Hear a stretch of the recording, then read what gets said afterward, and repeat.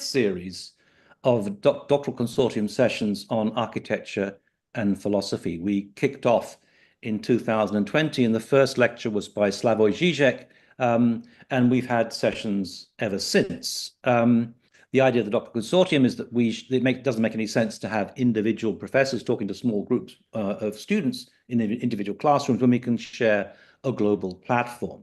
And this is precisely that. The first of these sessions, we have 6 of them this year. The first of these sessions is on the Belgian political theorist Chantal Mouffe, who has been teaching at the University of Westminster and was a close collaborator of Ernesto Laclau, the Argentinian political theorist who taught at the University of Essex, which will come into the story today, I think, maybe in some ways.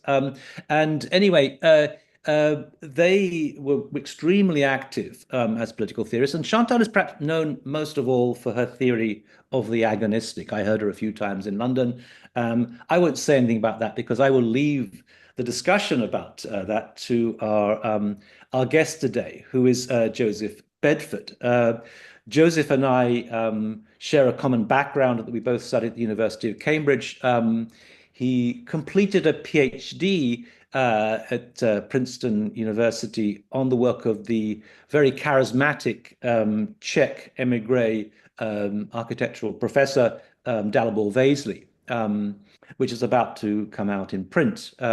Dalibor and Joseph Rikvet, with whom I worked on the Alberti translation, formed a duo, very different in many ways. Dalibor was a very devoted teacher, and a bit remiss about his publishing, and whereas Joseph was a prolific publisher, but completely remiss about his teaching. But they formed a duo. They first of all taught at the University of Essex, where Ernesto Laclau had been, and they taught some of the most important figures in the world of architecture today, including Moisa Mustafavi, the former chair of the AA, Dean of Cornell, and Dean of Harvard GSD, and Daniel Libeskind, and several others. They had a hugely important impact on the world. They then moved to the University of Cambridge. Anyway, Joseph himself studied initially there at the University of Cambridge. Then he went to study at Cooper Union, and then finally to the PhD at Princeton University. He is currently an associate professor in history and theory at Virginia Tech.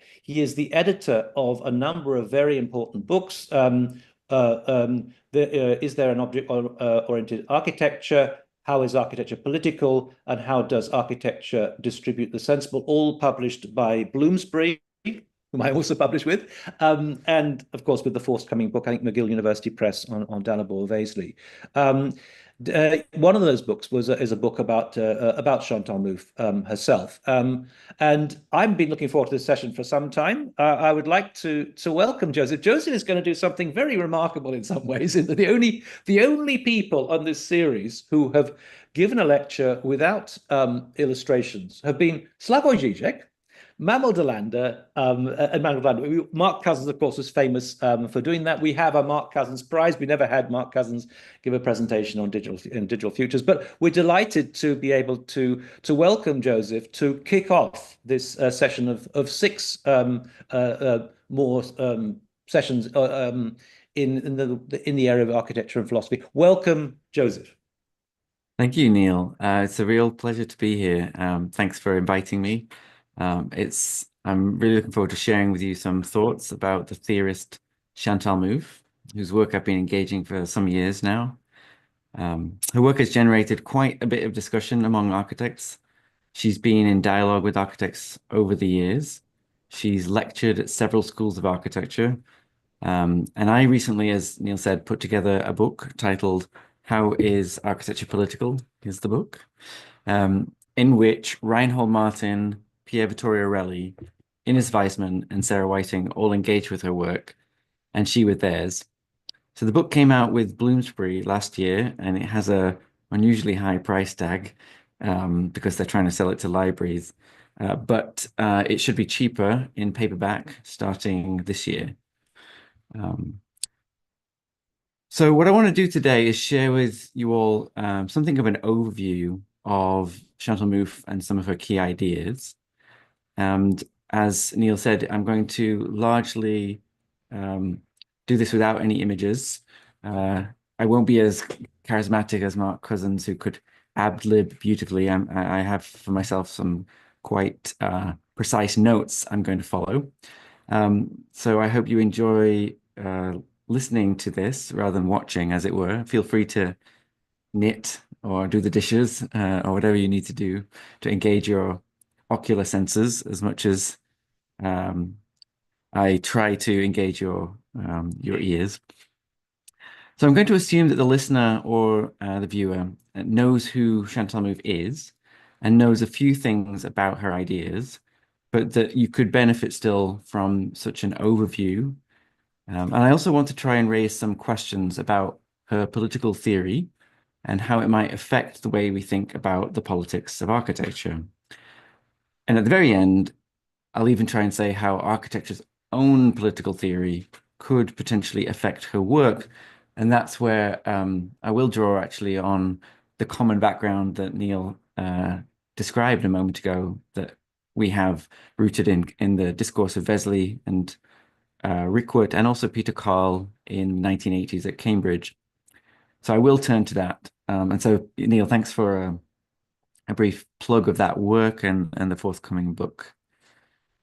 So the best way to understand Chantal Mouffe's work is to approach it historically. She was born and schooled in Belgium.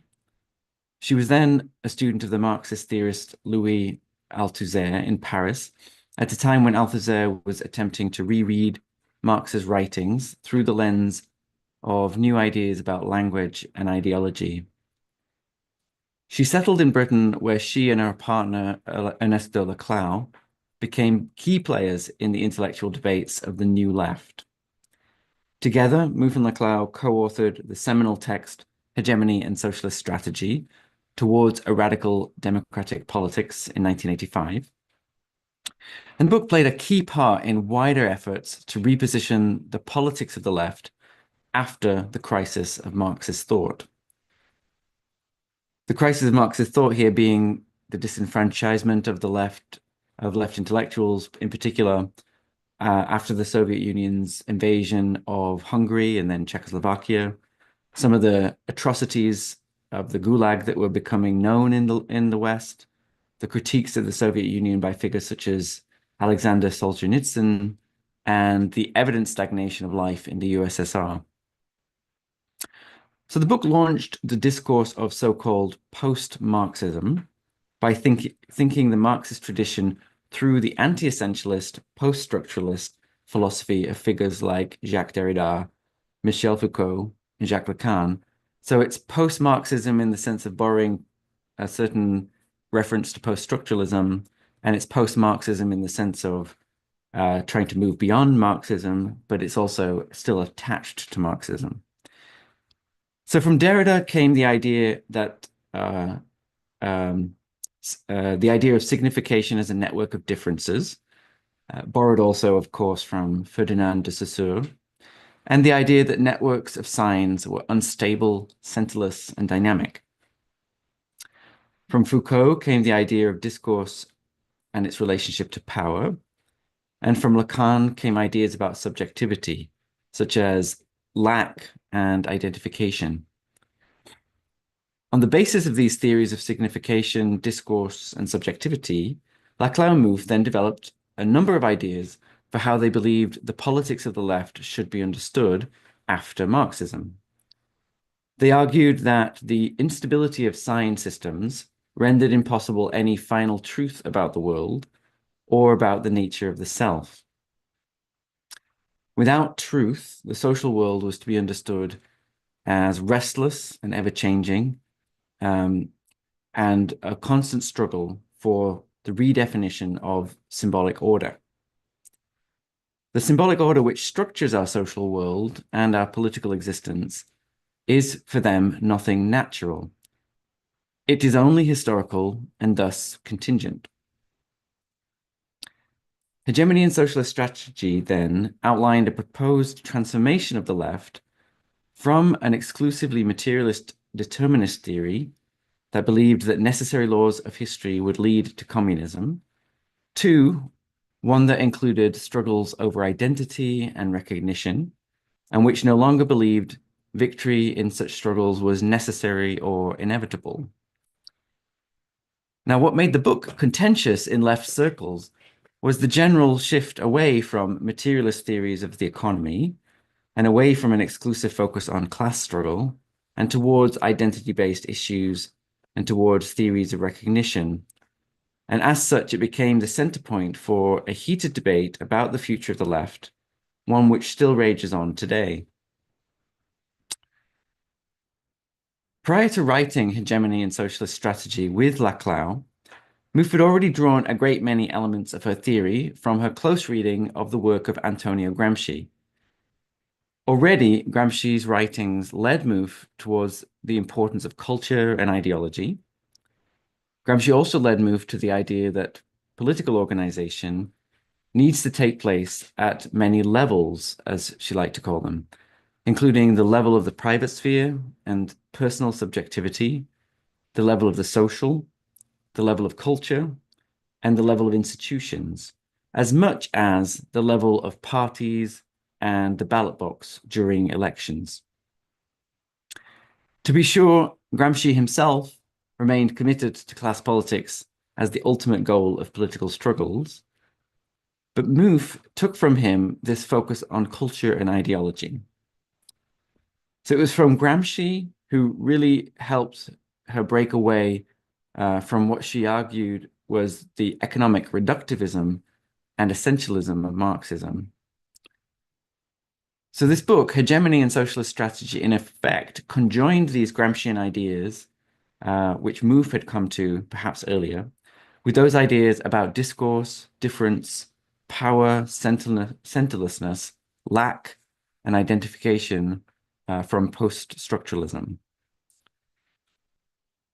The enormous impact that Hegemony and Socialist Strategy had on intellectual debates on the left can't really be underestimated. It was due to several factors. First and foremost, to its timely yet highly controversial critique of Marxism. Secondly, its impact was due to the seductive possibility of the theoretical framework which the book offered, which developed into what became known as discourse theory, that, as Neil said, was really developed at Essex University. Discourse theory, in effect, offered a method of analyzing all kinds of concrete political situations.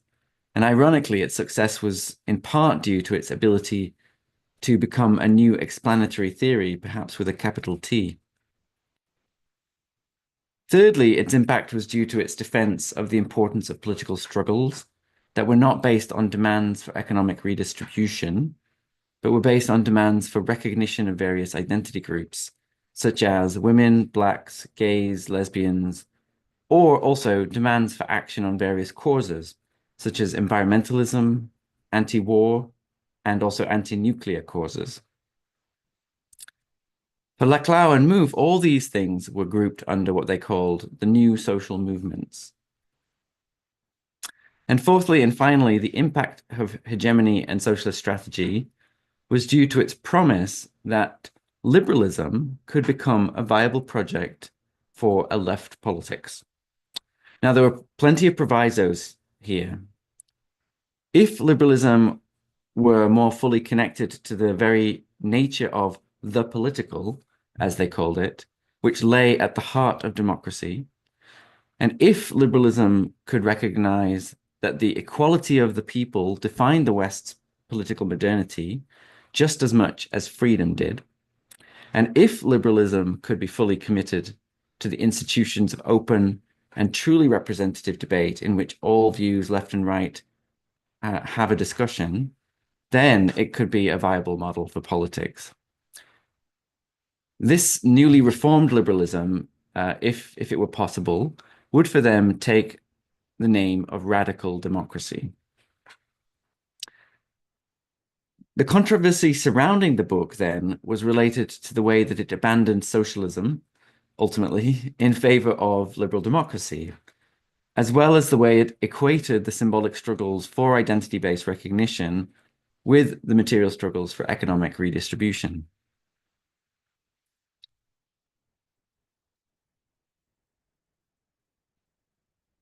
So after the publication of Hegemony and Socialist Strategy, Mouffe and Laclau went on to pursue two distinct paths.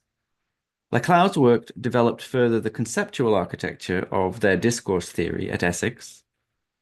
He did so by responding to various critics of their theory, and over the years making various modifications to the theoretical framework in his many texts. Mouffe, by contrast, forged a distinct reputation for herself as a political theorist. She did so by developing an extensive body of articles that critiqued the various forms of liberalism that stood as competing models to the more politicized liberalism which she and Laclau had advocated for under the banner of radical democracy. She also argued in a wide range of debates about topics such as postmodernism, citizenship, globalization, the rise of the right, the resurgence of nationalism, and art and public space. The collected volumes that brought together these various articles on these topics became central works in many fields and were widely reviewed and discussed in journals in many countries and in fields ranging from political science, political theory, sociology, philosophy, foreign affairs, critical theory, feminist studies, and so on. So these books include The Return of the Political in 1993, The Democratic Paradox in 2000, and Agonistics, Thinking the World Politically in 2013. As their different trajectories developed, Mouffe and Laclau remained in close agreement with one another. Their two paths can be seen as complementary to one another, representing a division of labor between, on the one hand, the elaboration and defense of their theoretical system by Laclau, and on the other hand, the comparative account of the merits of their project of radical democracy by Mouffe. Now, while Mouffe did not occupy herself as much with the philosophical disagreements that Laclau was to become embroiled in, she nonetheless always continued to reiterate the basic theoretical framework of hegemony and socialist strategy in her subsequent writings, and has continued to use its set of concepts as a basis for her arguments. Now, one of the great strengths, I think, of her work is the straightforwardness and clarity of her prose style. It's very unlike the Baroque wordplay of Derrida, Lacan, and Foucault. It has this assertive quality and an almost confrontational, almost aggressive, purposefully aggressive, and confrontational directness that could be said to actually stem from her theory of politics.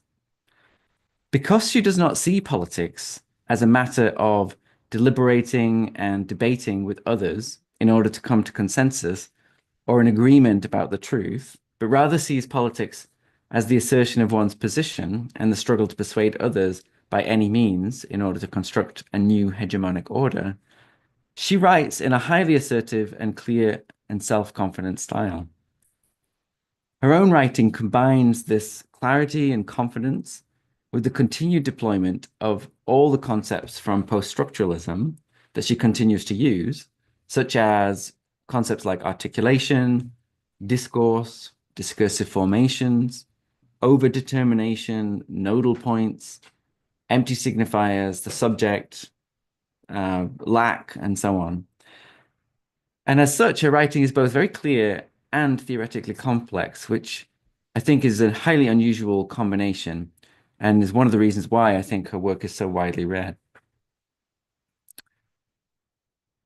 In this later period of Mouffe's career, she also became very adept at engaging figures in political theory who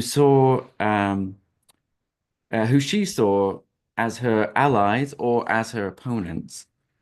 She would read their work against her own theory, and at the same time offer to her readers very, very clear summaries of their positions and of hers. It was through a series of articles engaging critically with the writings of John Rawls, Charles Taylor, Michael Sandel, Michael Walzer, Alistair McIntyre, and Jürgen Habermas that Mouffe refined the concrete implications of the ideas within hegemony and socialist strategy for making a more fruitful, pluralist, liberal, and democratic political theory for our age. Now, in this work, she went on to deepen her critique of various kinds of claims about liberalism. And she did so by drawing upon, above all, the work of Niccolo Machiavelli and especially now Carl Schmitt, to insist on the primacy of politics and its irreducibility to reason, human nature, and morality.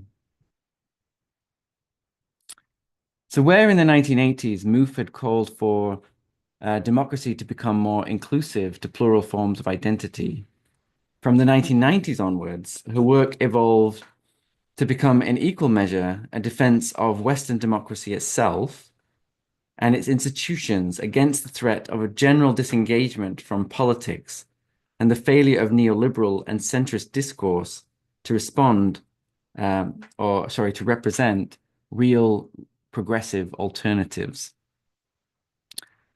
The spectre that haunted the West after the Cold War, from the emergence of ethnic tensions in the former Soviet East, in the Balkans, to the return of various fundamentalisms, Islamic fundamentalism and so on, to the rise of the nationalist right in Europe and now America, became as much an object of critique in her recent work as some of the things she'd been concerned with in her earlier work, such as the positivism, bureaucratism, or economic determinism of Marxism. These various ghosts are the result for Mouffe of the failure to properly institute political conflict and the resulting transformation of politics into violent antagonism and moralized discourse.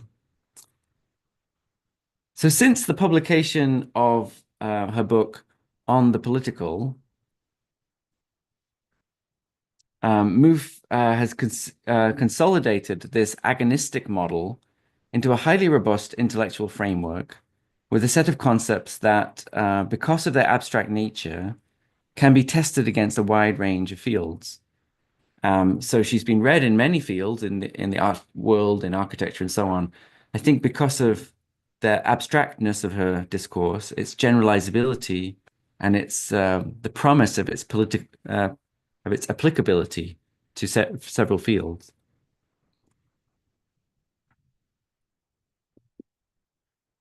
So this is where Mouffe's work is today, I would say.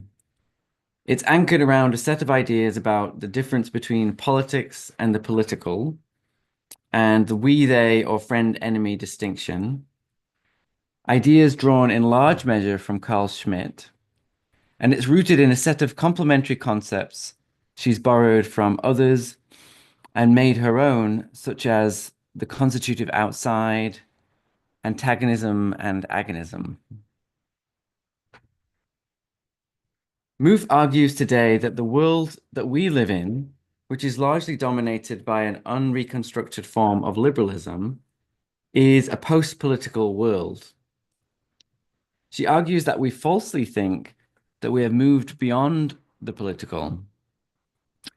And she argues that the theorists of the centrist politics that came to dominate in the West following the end of the Cold War, such as Anthony Giddens and Ulrich Beck, sought to move beyond the left-right divide by recasting governance as a matter of technical expertise oriented towards a program of modernization. Against this, Mouffe deploys Carl Schmitt's critique of liberalism, reformulated especially so in his The Concept of the Political, written in the 1930s. For Schmitt, liberalism in general misunderstands human nature. It fails to recognize that conflict and tribal differences are a fundamental feature of human nature, and that while they might be momentarily pacified by a particularly successful order for a time, such differences and potential conflicts are always there, potentially ready to erupt. For Mouffe, our centrist liberal and post-political discourse today does not properly channel real political choices about left and right within our institutions. The moralized passion plays of right and wrong instead occupy our institutions and leave us in danger of the political, in Schmitt's sense, erupting again. So for Mouffe, politics is about winning power and struggling to control the symbolic order for a time, knowing full well that this will not and cannot last. Politics is not about truth for her. It's not about processes of reasoned deliberation, easy for you to say, that might get at the truth of the situation better. And it is not about what is right, good, and moral. Because for her, ultimately, all these things cannot be known. She argues that we need a political theory that accepts the ever-present nature of conflict, and rather than trying to end conflict once and for all, we need to find instead ways to stabilize and institute conflict in an agonistic form that keeps competing parties in a dynamic balance with respect to one another. In the radical democratic public sphere she dreams of, all conflict and enmity would be transformed into what she calls adversarial rivalry. With such adversarial rivalries, there would still be a battle between conflicted sides, but it would be a battle whose destructive power would be limited and constrained by certain rules of engagement so that it does not destroy the state and lead to civil war. This sustained adversarial rivalry is what Mouffe defines as agonism, and it's her key argument that we need to transform antagonisms, which are ever present, into agonisms to prevent them from becoming violent and to keep them in a democratic form, ultimately.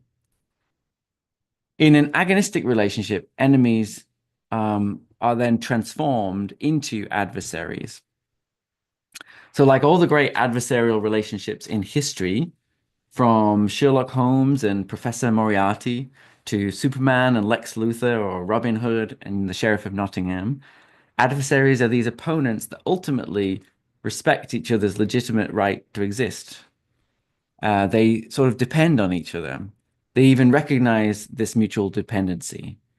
Adversaries do not then wish to violently vanquish one another. They ultimately always allow each other to live and to withdraw in respectful defeat and to fight another day.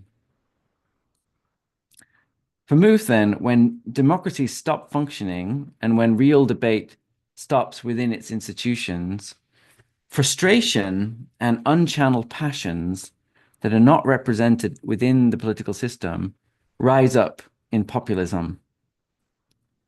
Now, this is a symptom of the problem, and it poses a danger that the institutions might be smashed from the outside by those who are frustrated with them. The revolution that follows might be a right-wing revolution as much as a left-wing one, depending on which side harnesses these populist sentiments. And this is arguably what is happening now in the West.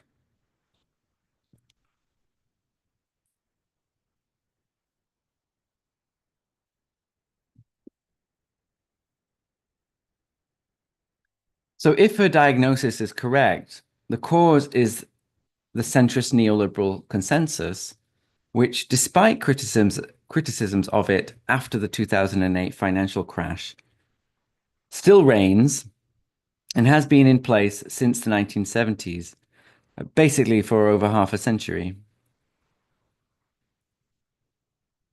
Now, I'd like to move to ask how all of this portrait, this overview of Chantal Mouffe's thought might have implications for architecture and architectural theory, which I have to say is a more difficult task. It's fairly easy to try to summarize her work because of how clear it is and how many good publications are out there on her work. But to then set oneself the task of applying her work to a field which she herself has not necessarily done is much more difficult. Now, the first problem that one faces is, of course, the problem which is simply the politics of architecture, which is the politics of what are we exactly talking about when we talk about architecture.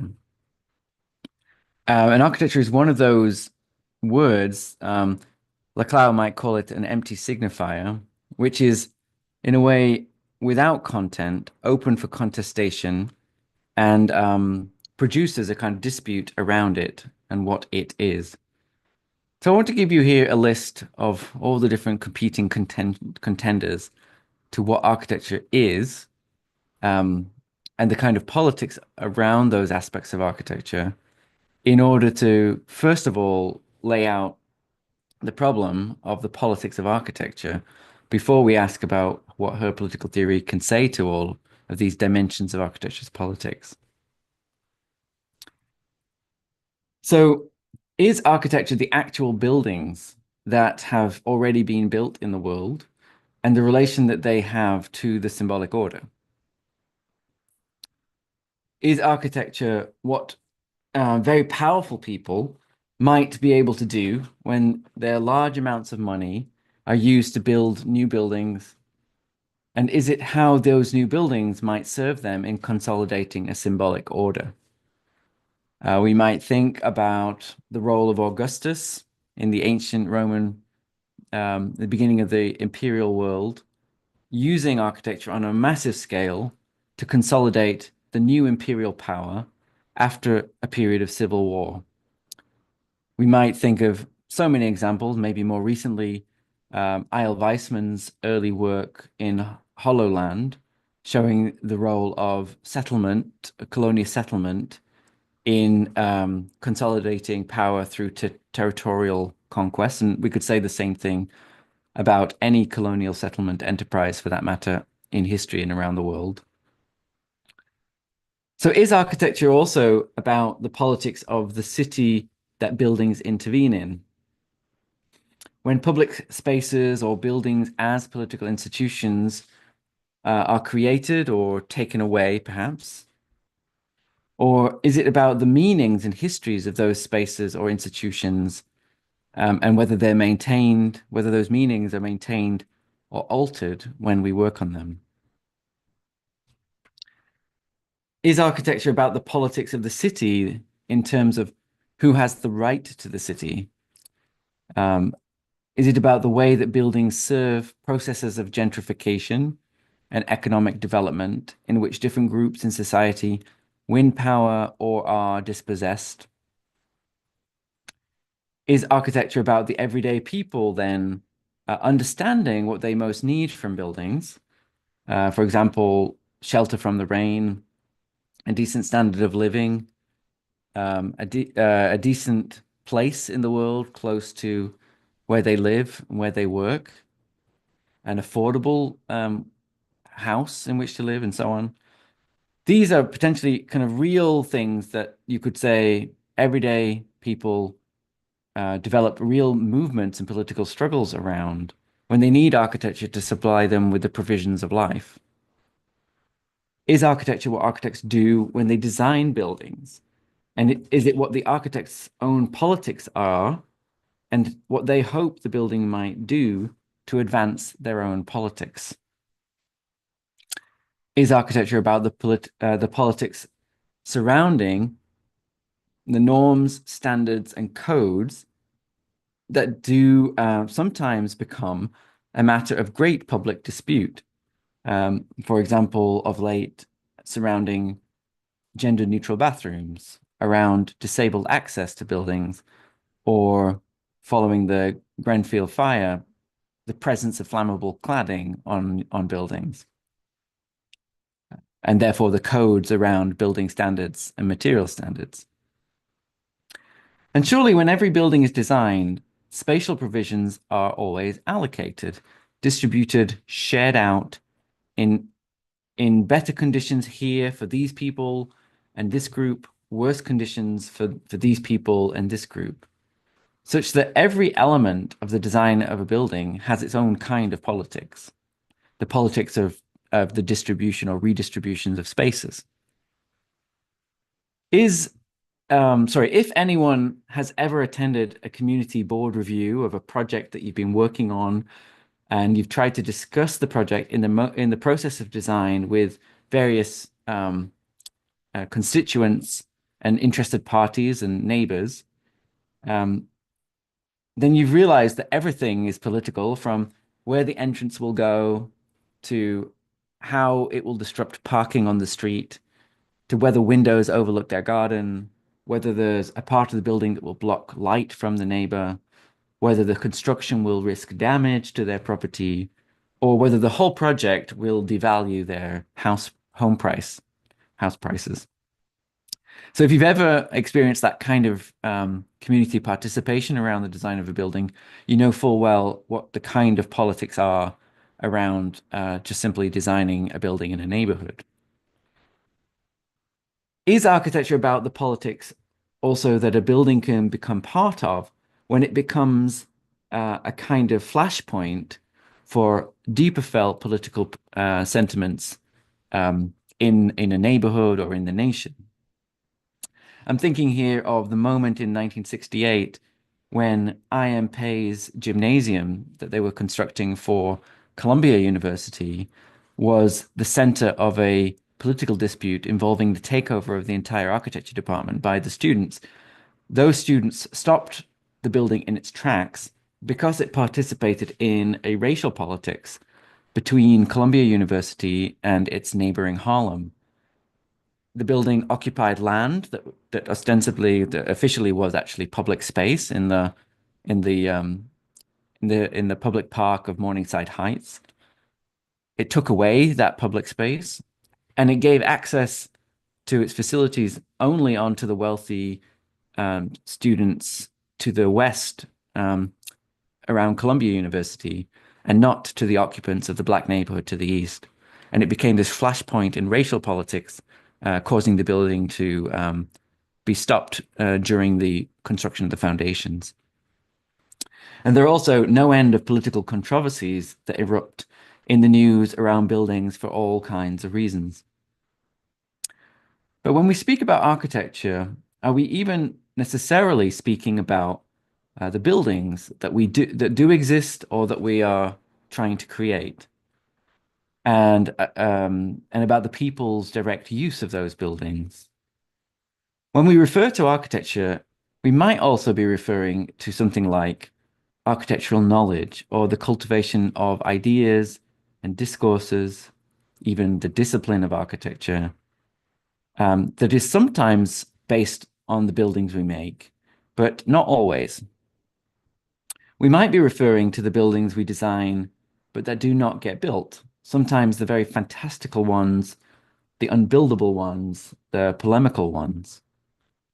We might be referring to all the representations of the buildings that are built and not built in photographs, drawings, images, all of which circulate the world in books, exhibitions, and films, and which have their own kind of audience, or form their own kind of culture or world, perhaps not unlike the way we speak about the art world or other cultural audiences for art, for cinema, for music, and so on.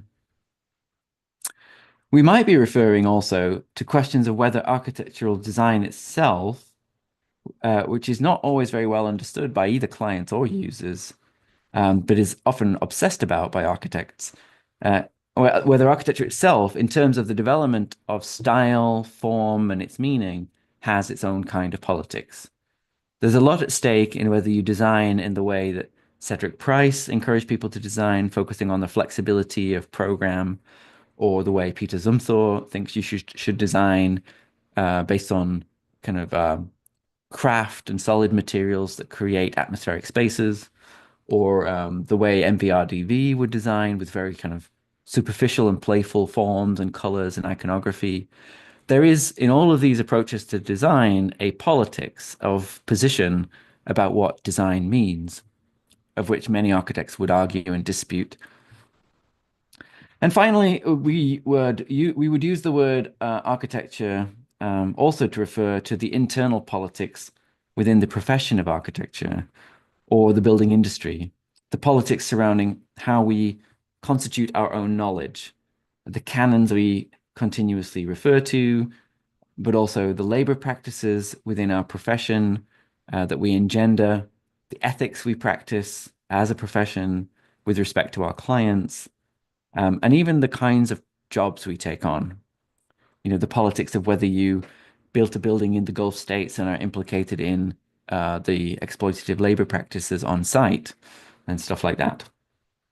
Or perhaps the joblessness that we will all face in the near future when potentially, and here I'm wading too much into Neil's territory, but when AI and BIM fully automate the design process such that it can all be done by a handful of software engineers. I mean, that's the nightmare that people think about. But what that would do, what automation would do to the politics of labor in our profession, just as much as factories being shipped abroad did the same to more working class manual jobs in the 1970s. So in short, we do not have a consensus in our own field about what we're referring to when we're referring to architecture. And we have to acknowledge that there is a significant politics surrounding all of these different things, just what we think architecture is, and our commitments as architects to these various kinds of dimensions of architecture. We have disputes with one another about our own positions within architecture. Different areas of our field do not necessarily even really speak to each other because they see themselves as engaged in a totally different kind of enterprise, seeing architecture in completely different terms to the way others see architecture.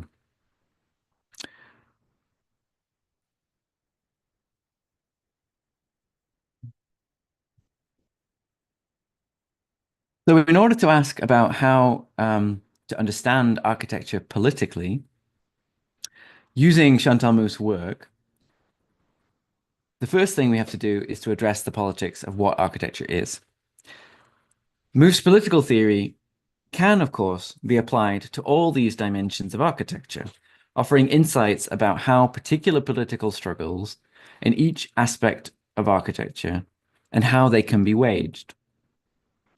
She would say the same thing probably in each case. She would ask what the current symbolic order is in this particular struggle, in this particular area of architecture. She would ask how one might disarticulate the reigning symbolic order if you had a problem with it, and what it would take and what kinds of actions and struggles in different levels, from the personal to the social to the cultural, the institutional, and so on, to re-articulate a new kind of order which you are struggling for. She would not really prescribe then what the content of the struggle would be, but she would speak primarily only about the strategy to adopt in order to win power. There's something somewhat content neutral about Mouffe's theory to actually the content of left or right politics, which is quite fascinating. You could even imagine her politics being read by those on the right, even though she is committed to those on the left. But she would, in each case, focus our attention, I think, always probably on the symbolic dimension of the struggle and how a symbolic order is constructed.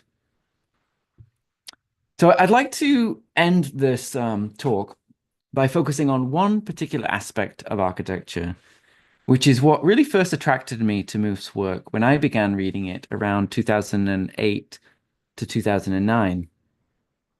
This was when I was in residence for a year at the British School in Rome, and I'd always had an interest in the architectural discourses of the 1970s and 1980s, in part because I'd been educated in two schools, which I like to joke were basically mired in the 1970s and 1980s, the Cooper Union and Cambridge.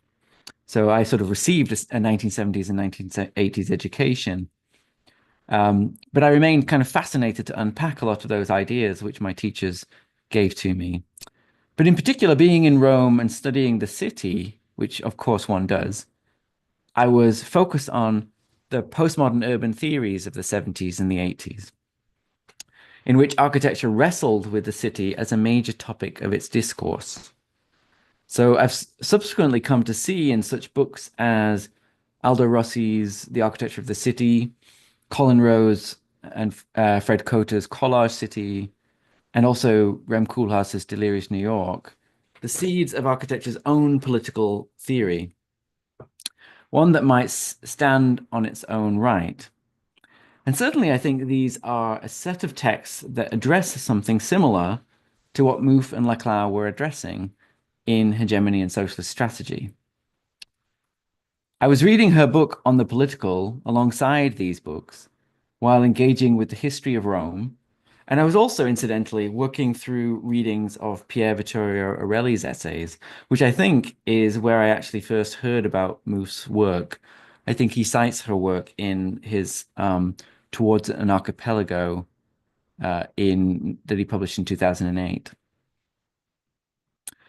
I became interested at this moment, as I still am, in the question of how architecture can play its part in the larger drama that Mouffe lays out around the need to shift from antagonism to agonism, and what architecture might do to support the kind of stabilization or institutionalization of conflict that Mouffe says is required for radical democracy.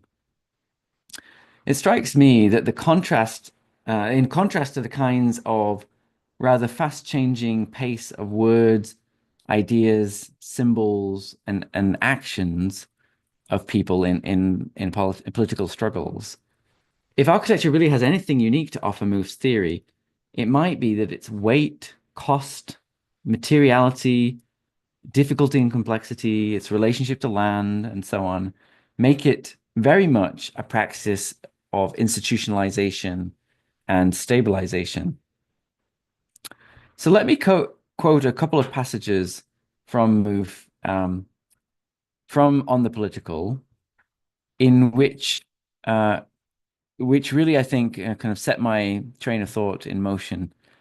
She says that while antagonism is a we-they relation in which the two sides are enemies who do not share any common ground, agonism is a we-they relation where the conflicting parties, although acknowledging that there is no rational solution to their conflict, nevertheless recognize the legitimacy of their opponents. This means that while in conflict, they see themselves as belonging to the same political association, as sharing a common symbolic space within which these conflicts take place. And she also says, I think really relevant to modifying this idea of the stabilization of a common space. She says, adversaries inscribe their confrontation within the democratic framework, but this framework is not seen as something immutable. It's susceptible to being redefined through hegemonic struggle. Now, the question that has always interested me about Mouffe's work and these passages is whether architecture, because of its unique relationship to the phenomena of institutionalization, as I'm positing it, could play a role that Mouffe is looking for in her theory of agonistics and radical democracy. How can we think of architecture as creating a common ground, a common symbolic space, or a common framework?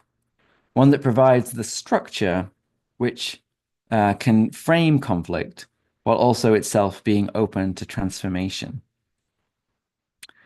Now, the first thing to note, however, when making such an architectural reading of Mouffe's theory, is that Mouffe's theory itself has always been a theory of language, the symbolic or discourse, and that what we would be doing here would be somewhat departing from Mouffe herself and what she would say. Now, Mouffe would disagree with me here. Mouffe and Laclau always insisted against their critics that their thought was not just about language, but included every level of reality from actions to institutions and material practices. Now, as they put it in 1985 in Hegemony and Socialist Strategy, the practice of articulation cannot consist of purely linguistic phenomena, but instead it must pierce the entire material density of the multifarious institutions, rituals, and practices through which a discursive formation is structured. They insisted at this moment that all the non-linguistic aspects of the world are equally identifiable as part of a discourse. And they actually gave an architectural example. They spoke about blocks, pillars, slabs, and beams. Yet, there was always a sense, I think, in their work that if all these architectural elements were part of a kind of Wittgensteinian language game, they were really only so because they constituted differential positions in a signifying chain. Blocks, pillars, slabs, and beams had no essential positive content of their own. If they did, it was irrelevant really as to whether they had kind of key positive material properties. What they cared about was the role they played in a symbolic universe of politics. So in spite of their protests to the contrary, I thus take Mouffe and Leclau as primarily being thinkers of discourse understood as signs and symbols. It is somewhat perverse then, I think, to ask whether this common symbolic space, which Mouffe puts forward as being necessary for framing conflict, might be an actual architectural space. But I think it's worth thinking about the question. There is also a quality of paradox to Mouffe's idea of common symbolic space that we should also identify here. And I would also add that I think that architects have an intuitive grasp of this kind of paradox. It's a paradox between providing an order that for some time is accepted as natural, and yet which is also not nature and is open to change and evolution. Mouffe's theory requires that one simultaneously rejects foundationalism, essentialism, and truth, and yet accepts a certain provisional order and a stabilizing framework. So to put this in the other way around, her theory requires that one institutionalizes conflict in a stable and structured arrangement, and yet never believes that the arrangement is timeless and unchangeable.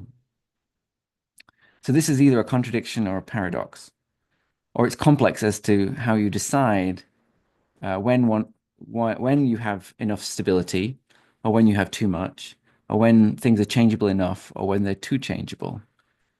But I think in architecture, we're used to thinking about these kinds of problems in more concrete terms. Architects know that what they create does become a kind of second nature for people. We see ourselves as making an order that will last for maybe decades and centuries, and that will become people's background, that will structure their lives. But we also know, because we're designing it, that it's all very contingent and provisional, and could have been completely different. But it is to architecture's relationship to the city, though, that I want to turn to end this talk, and to theories of the city that architects developed in the 1970s and 1980s, precisely when they were trying to challenge a similar overly simplistic deterministic set of theories to those of orthodox Marxism that Mouffe was trying to challenge. In the late 19th century and early 20th century, the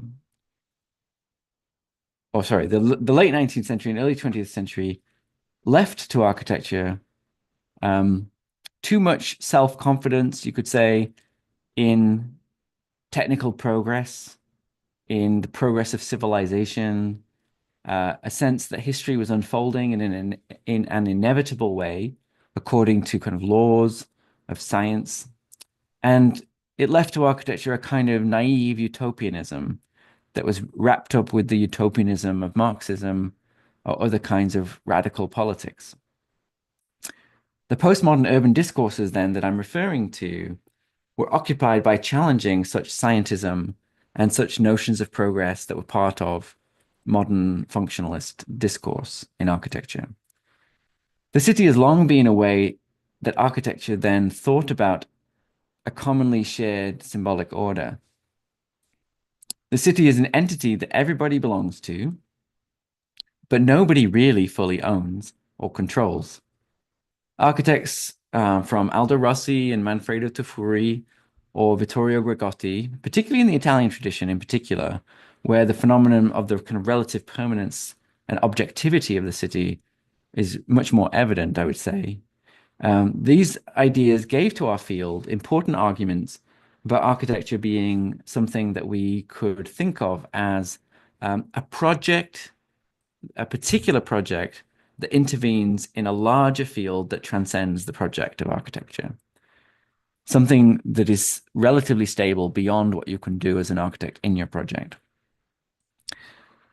These figures often looked back at the way that cities had been shaped by architects who only ever worked on one small building or part of the city, but designed it in relation to the city as a whole. And in Rome, for example, which I was studying at the time, I was seeing that architects, built buildings that sought to set in motion patterns of development.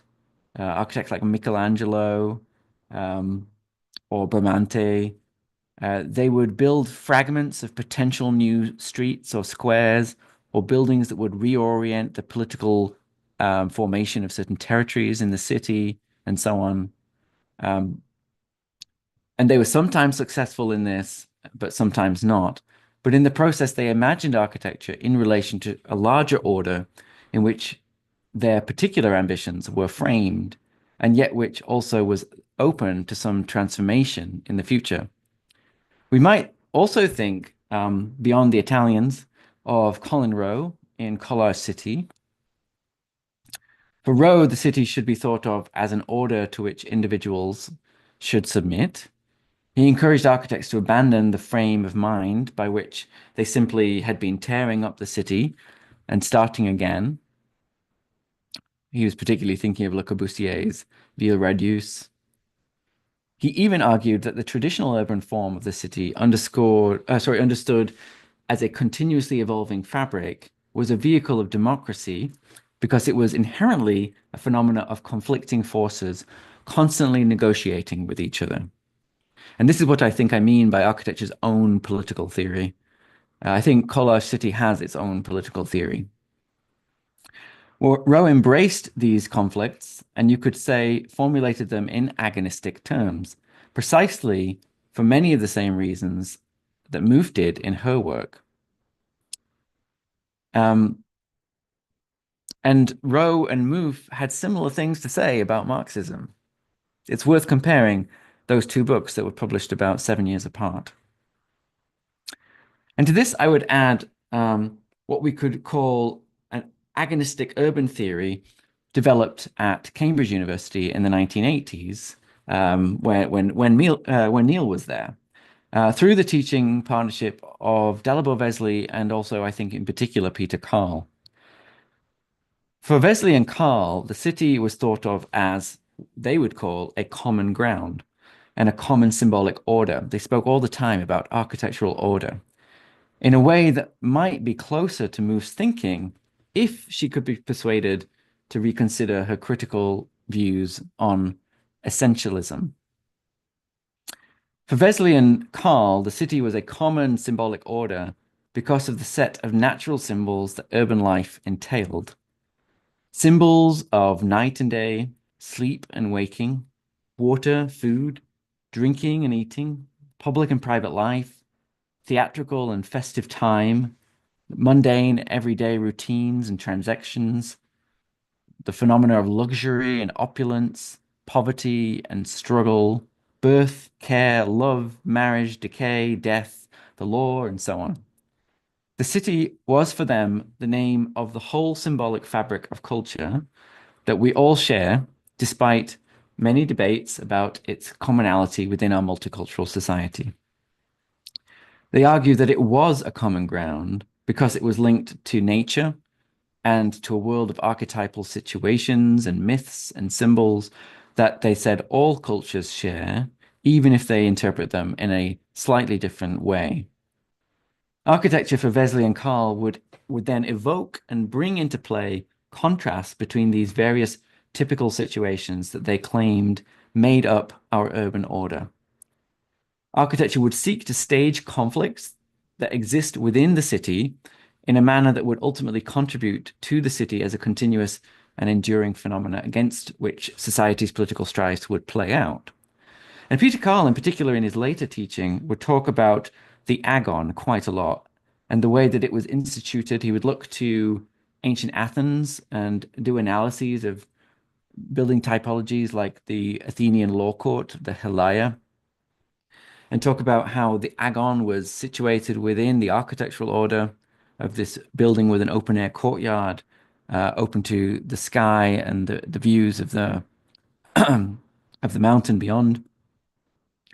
And we would, so he would also set studios to in the 1980s to then design a law court in London in order to contemplate how the agon is still instituted today by an architectural order that is itself rooted in a set of connections to larger symbols in the culture.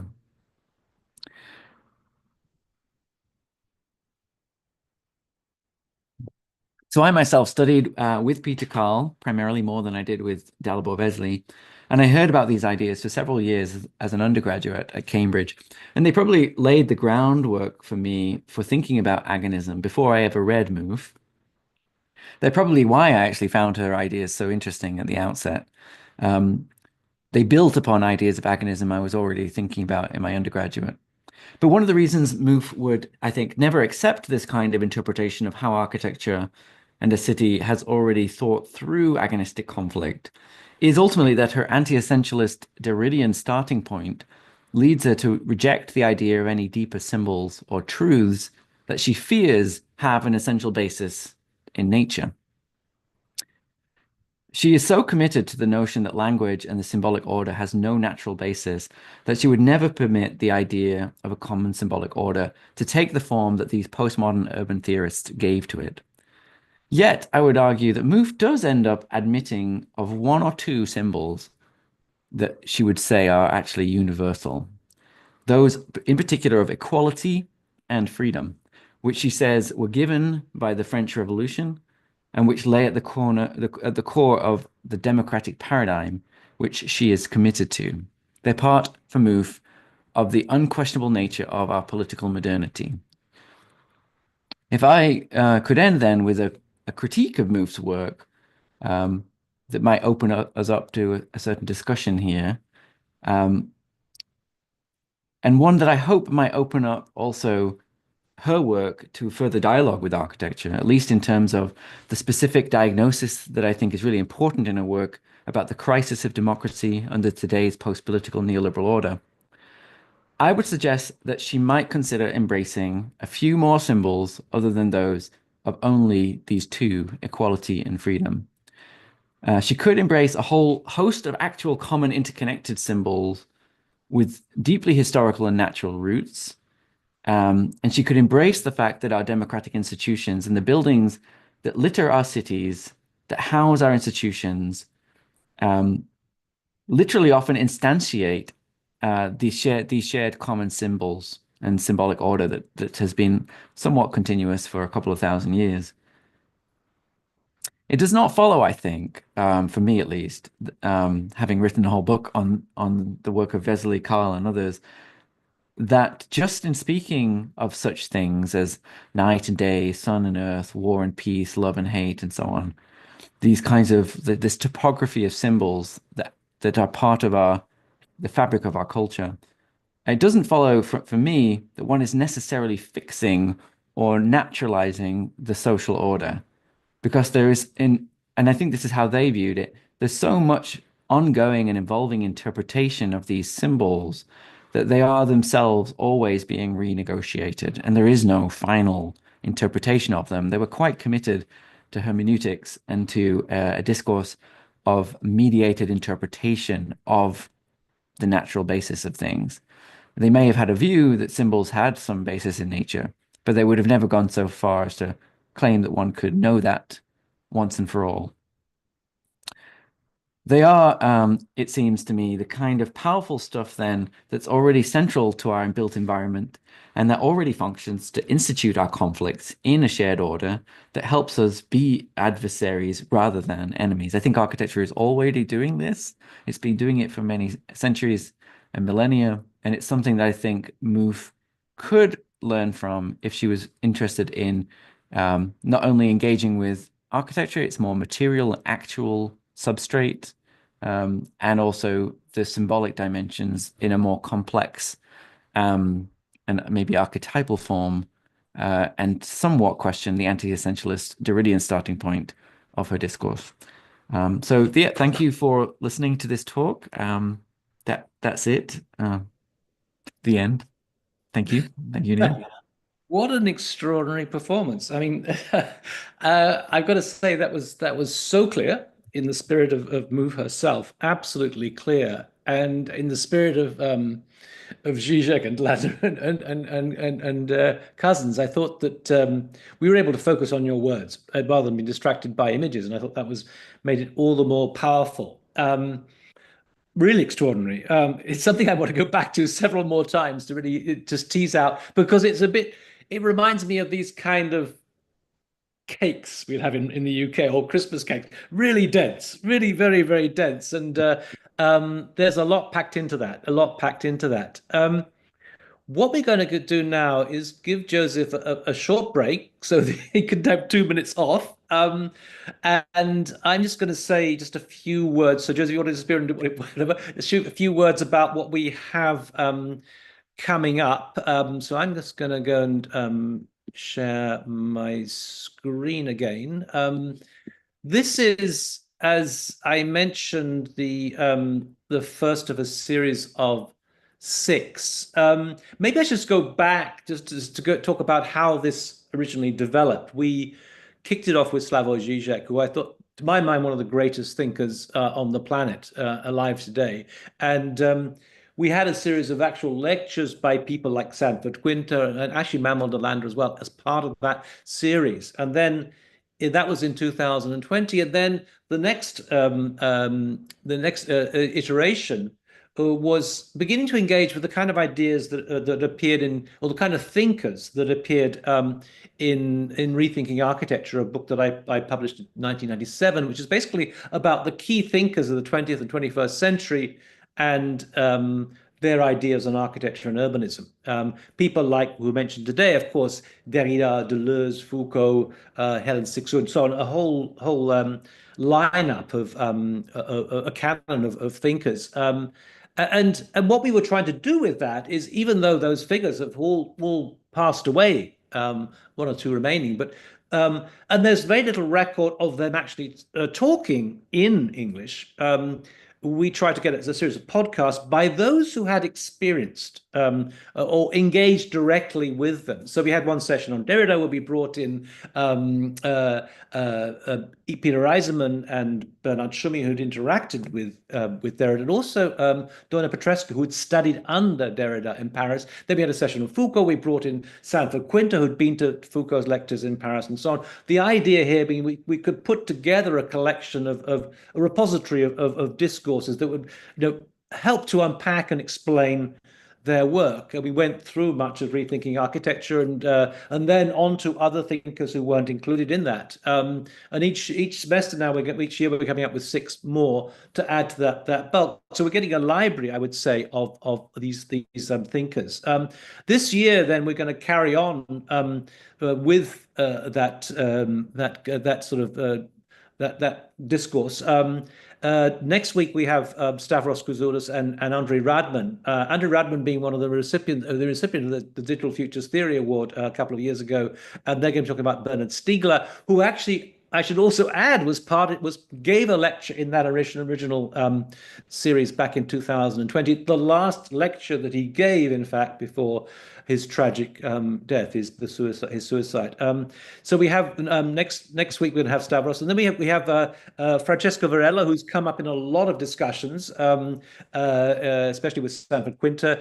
Tom Frazee would be talking about that. We've got, and just to go through some of the other sessions, we have Domini Pereira talking about Bateson. We have, in fact, we have Graham Harman giving a lecture. So in the style of the first one, the first series, Graham Harman now at SciArc is going to give a lecture, and then we also have a session on Georg Simmel, which fits back into the rethinking architecture text. We had some sessions on Krakauer and Benjamin and Baudrillard and so on. And now I think Simmel, who is very closely connected, will be part of that. So these will be going on over the next 6 weeks, all the same time on a, although this one is actually slightly out of sync, going on, most of them going on at 10 o'clock in the morning, New York time, and whatever that is around the world. One thing I would want to stress is that what we're going to face over the next few weeks is the clocks adjusting as we go through. There's going to be some. And it's not the same in the States as in Europe. Things sort of shift. So anyway, let me just what I stop sharing now. I want to we have an opportunity to engage with Joseph and I mean follow up with some questions. We have two audiences here. There is the live stream audience who are watching on YouTube, and anybody who's watching on YouTube, please post your question in the chat there, and we can follow that up. And we also have a Zoom audience. But Pat, I've got a couple of questions just to go and kick things off anyway. And I guess I think that as you were starting, I mean, like you and I are both from the UK. We're from the other side of the Atlantic, but we're based in the States. And, you know, I think what became very clear in the last few days, and I'm not quite sure if you call it agonistic or antagonistic, probably antagonistic, was a rift that is really kind of developed between the States and Europe in many ways. And I think, you know, I think there is already have been the basis of a different way of thinking, especially I think on the question of I've always thought anyway on the question about liberty. Whereas, you know, in Europe and especially in France, it is seen as a kind of in a very kind of progressive way as an essential kind of human right. Over here, it takes on a more kind of libertarian notion, a more kind of market-based freedom of choice to buy. So there's always been a kind of gulf, but never before have I seen a gulf emerging as we saw in recent, just in the last few hours almost. And I think that, you know, from that perspective, we know some of the questions that that Mouffe was referring to about truth and so on. They're really recast in a fundamentally different light by events of the last 48 hours, shall we say. So I just wanted to ask you, how would you get your head around these developments, and how would you situate these recent developments, Zelensky, Trump, and so on, these things that have happened, and now, of course, Zelensky going to across the Atlantic to engage with the European leaders. How would you make sense of that? Does Mouffe's framework allow you to understand that, or is there something which challenges the whole setup by recent developments? Yeah. Well, I'm sure Mouffe herself would have a much more sort of nuanced reading of the dynamics of this kind of politics in the last few days. But I think, you know, all I could do in respect to kind of the theory over the last decade that I've been studying, and to apply that to this situation is to just maybe say a little more about why I understand populism rising, maybe particularly in America. I mean, maybe more so or at a faster rate than in Europe. And so here I'm sort of translating your question into the I'm assuming that to some degree Trump is making these kinds of moves because of the kind of recent kind of eruption and kind of dominance of fully fledged populism in the US. I mean, like it wasn't a question about him winning the election as it was in 2016 or 2020. And I think from my perspective, and having lived now for 8 years in a very rural part of America, pretty much on the edge of Appalachia, is that I think I understand in a way that many Europeans or many friends in the UK don't really understand, which is America has a lot of a lot of poverty for such a rich nation. It has a lot of people that have really been left behind all over the country, and I think it's been overlooked by Europeans. I think it's probably worse than the situation in Europe, um, and and I do think it goes back to the 1970s. I mean, when you look at graphs of real wages rising, they basically kind of flatline and stagnate from around 1970 on, while total wealth is increasing and GDP is increasing. So I think the inequality, this is probably most exacerbated in the US because it doesn't really have a strong social welfare system that can redistribute. It does relate very much to kind of market dynamics, and so these market dynamics of late capitalism have really created a lot more inequality. So this to me fits in with everything Mouffe has said about there being a quite large constituency of people. I mean, close to half the country that feel and have felt for about 50 years that the order that supposedly governs their lives, the centrist, largely neoliberal political order, doesn't really represent their situation and doesn't give them a chance to vote for what they actually need. So yeah, this is probably just my crude rereading of Mouffe, but I sort of imagine that had there been a different turn following the Cold War, in which we had not abandoned so rapidly the the slightly more equalizing forms of social democracy and the welfare state, if we'd found ways generally in the West to sustain the living wages or the incomes of the middle class and lower middle class, and not had such a kind of rampant kind of capitalism that leads to inequality, we may not be experiencing, in that alternate history, we may not have experienced the kinds of things that we're going through now. Um, that's all I can offer, really. I'm not sure. It's Yeah, in her view, it's such a big problem that to get out of it, you have to somehow like mount a new um, hegemonic symbolic order that actually re. I think you have to basically do something.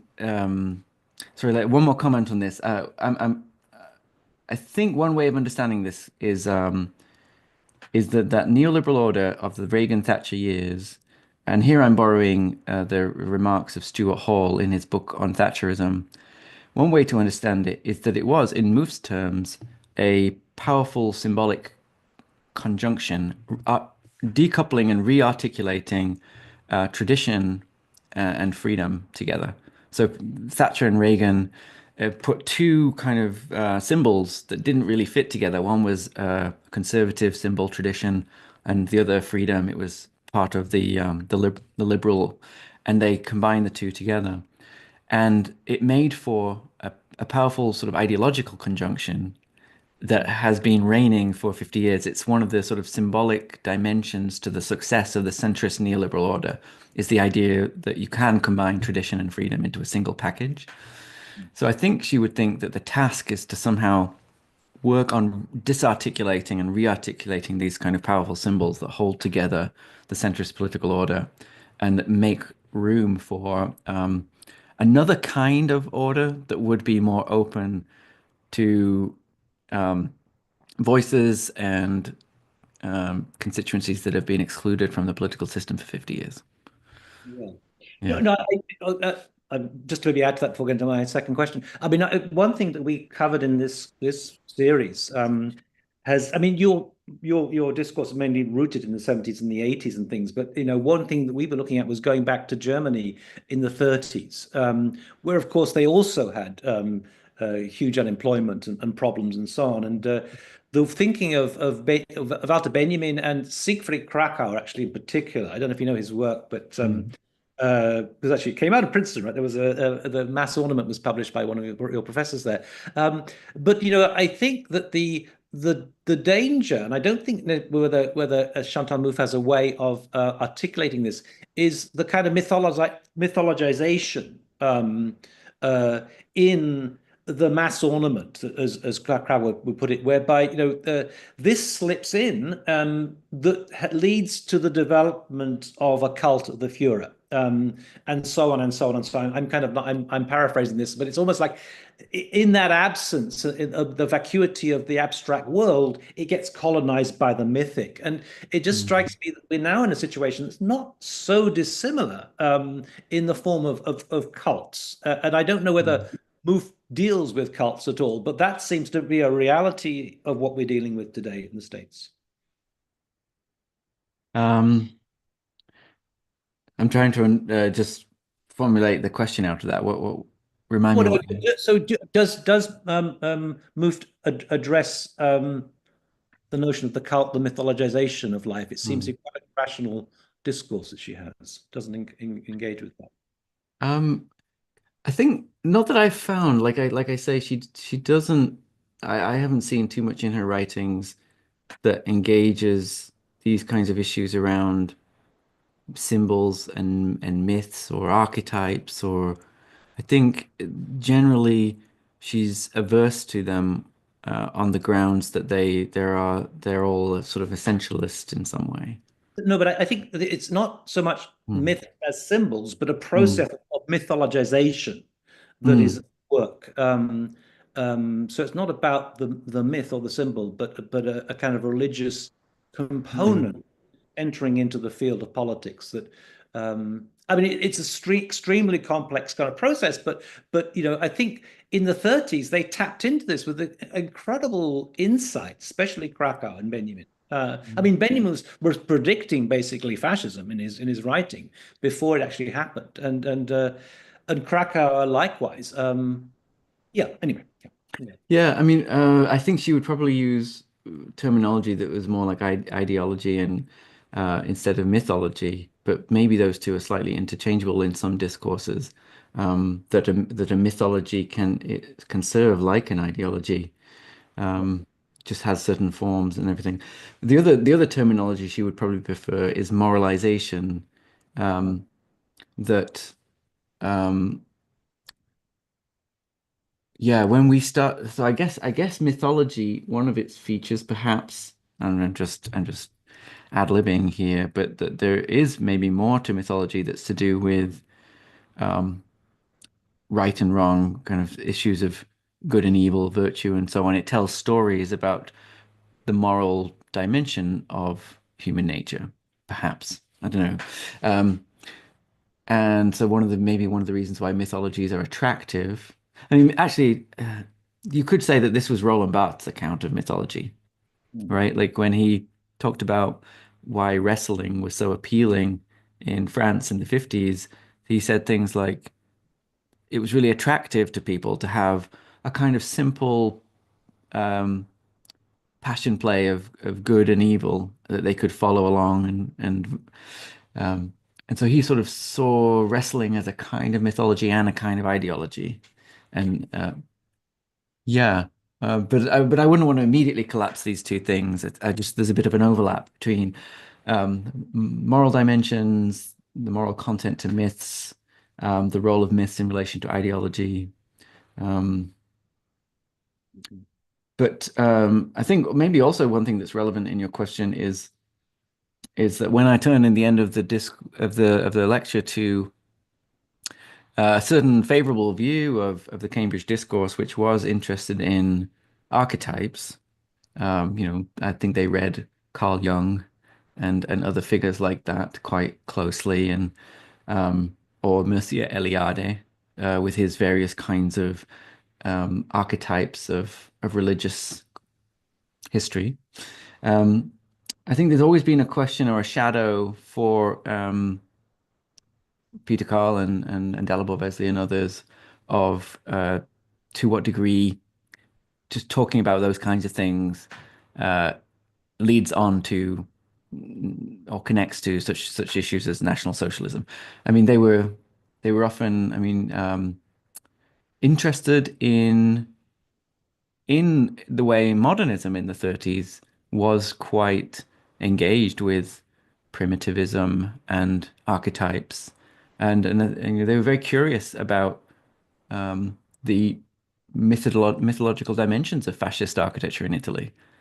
And but I think they managed to see mythology or archetypes as not inherently something that just is a very quick slippery slope down to fascism or National Socialism. I think they thought that it was a much more complicated picture, um, and actually, um, I mean, probably something missing from our general historiography of architecture is is um, is the larger turn of late 19th century and early 20th century culture, much earlier than the sort of moment of Hitler's rise.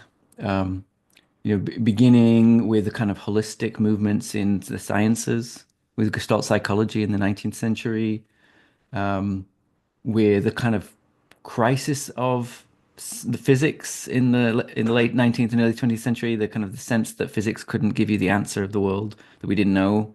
Quantum theory was too mysterious.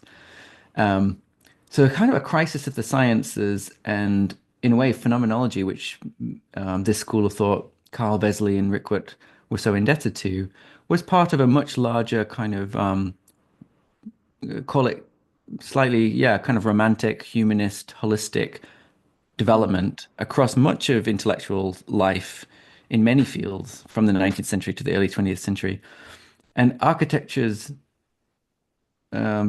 being caught up in that in the 1930s, I think for them was more than just simply the kind of immediate political question of how Germany fell into fascism or Nazism. I think it was a bigger story of a kind of critique of rationalism and critique of science that dominated European intellectual life.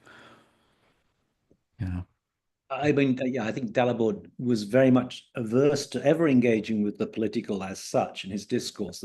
That's a different. But I want to come back to maybe that question a second. Yeah. Just a quick point. That is to say that I think ideology and Althusser, that was never imported across the states. I think which is one of the. There's a lot of things that were, and I think people like figures like Derrida actually had a bigger presence maybe in the states than they did in France in some senses. But I'm wondering to what extent some things got lost in translation as they went across the Atlantic. And I think that rootedness in the work of Althusser, and I remember hearing Derrida talking, actually at the RIBA of all places, about Althusser. It's something that, in a culture that believes it's free, Althusser would say, absolutely not. We are all constrained by the ideological state apparatus, and it's there the whole time. And that's really absent from any discourse in the States, I would say. I just wanted to turn to I think there's an interesting, because I think you touch on something very at the heart of, I think, misunderstandings, I would say, within architectural culture over the last 30 years or so.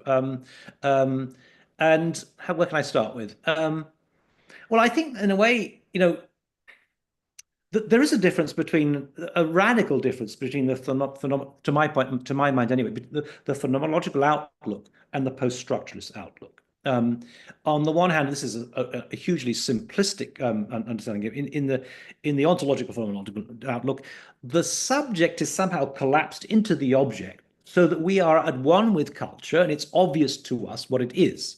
Meanwhile, in the post-structuralist thing, there's always this kind of question on what basis can we possibly say that about that, because there's not as though there isn't a reality out there, but it's all filtered in certain sort of ways.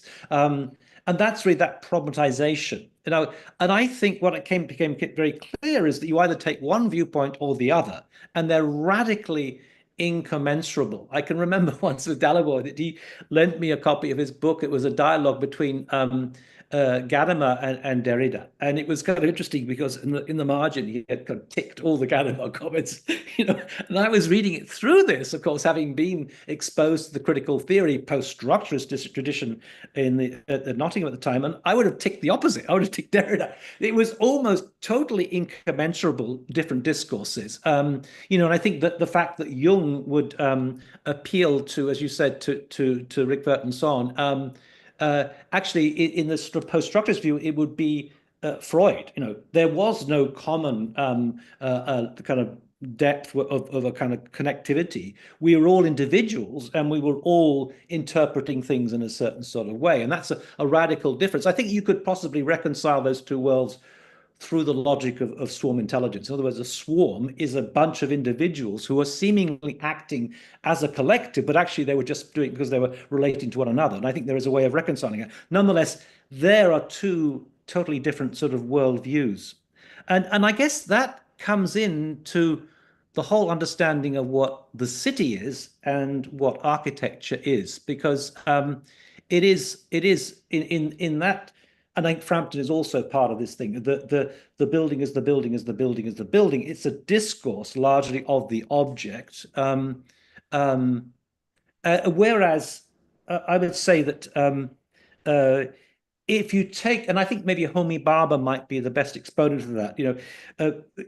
In that other tradition, it's a question of how that object is inscribed within a narrative, and that's a fundamentally different viewpoint. And that I think is the huge difference. So it leads to, I think, a rather, I think the phenomenology, to my mind, leads to a very reductivist discourse of objects without sort of seeing how they are based on that. So I went to a lecture the other day where I wouldn't say who gave it, but someone was saying that that buildings give a city its identity. And I thought, well, that's a very architectural viewpoint. To my mind, it's the city are the people. It's the people who give a city its identity, and architecture is largely the stage set in which those things are acted out. But that also goes into the way that we approach buildings in some senses. Just an aside, my view of architecture, it is a discourse about buildings. I mean, for some people, and for Dalibor as well, architecture was good buildings, whereas a shed was a bad building. I think it's really about a discourse about what people are saying about that, in the same way that Bhabha might say that a nation is about the narration, the stories it tells about itself. So you were touching on something I think, when you were talking about those things about discourse, which I think is fundamental. And I think we need to shift our viewpoint to understand that architecture is not just buildings. It is the dust discourse. It is the buildings are in some sense validated by that discourse. I remember going to the Venice Biennale once, to the art Biennale, with an art theorist, and she was explaining, well, art is what the curators say it is. I mean, really extreme, But I think in architecture we also have this, that someone like Koolhaas is supported by a discourse that says that Koolhaas is amazing. Anyway, so I think that there is. I think you touch on something at the very heart of, I think, of a lot of misunderstandings, where we're kind of talking from different positions about the same thing, but from different perspectives. And I do think it's got to be unpacked in the way that I think you were suggesting Chantal Mouffe does it. But I would say that discourse is primary in that, and that Bhabha position of saying that it's not just the object, but the object as it is inscribed and given meaning by the narrative that really constitutes how we engage with that. And I think architecture as a discipline needs to open up to more of the notion of the narrative itself. I don't know. What do you think about that? Well, yeah, just a comment. I mean, I would agree that it appears that post-structuralism and phenomenology are diametrically opposed in their commitments around, their view of the relation of subject and object, and a kind of skepticism versus a kind of ability to communicate between those two. But mostly I've spoken about this Cambridge school, and I don't see the Cambridge school as entirely indebted to phenomenology alone. I think what's crucial is the sort of hyphenated hermeneutic phenomenology, And it's always, I think it's very curious how hermeneutics and phenomenology even go together. And Paul Ricoeur wrote about that, saying like he found it quite bizarre that these two things sat together. They were kind of in conflict with each other. And actually, the hermeneutic side of this hyphenation has a lot more dialogue with Derrida. And despite, I agree with you that the actual conversation between Gadamer and Derrida was hilariously funny. I mean, it like Derrida, Gadamer just says, I'm in the room and I brought my goodwill to this dialogue," and Derrida just says, "Ha, goodwill to power," and then walks out of the room, and that's the end of the story. And then so the whole book is just people commenting on this ridiculously short exchange, which is I actually think it's largely Derrida's fault that that exchange didn't really go through because he literally pulled a power move and walked out. But I guess that's the point of Derrida's position is that uh, power is more fundamental than truth or something like that.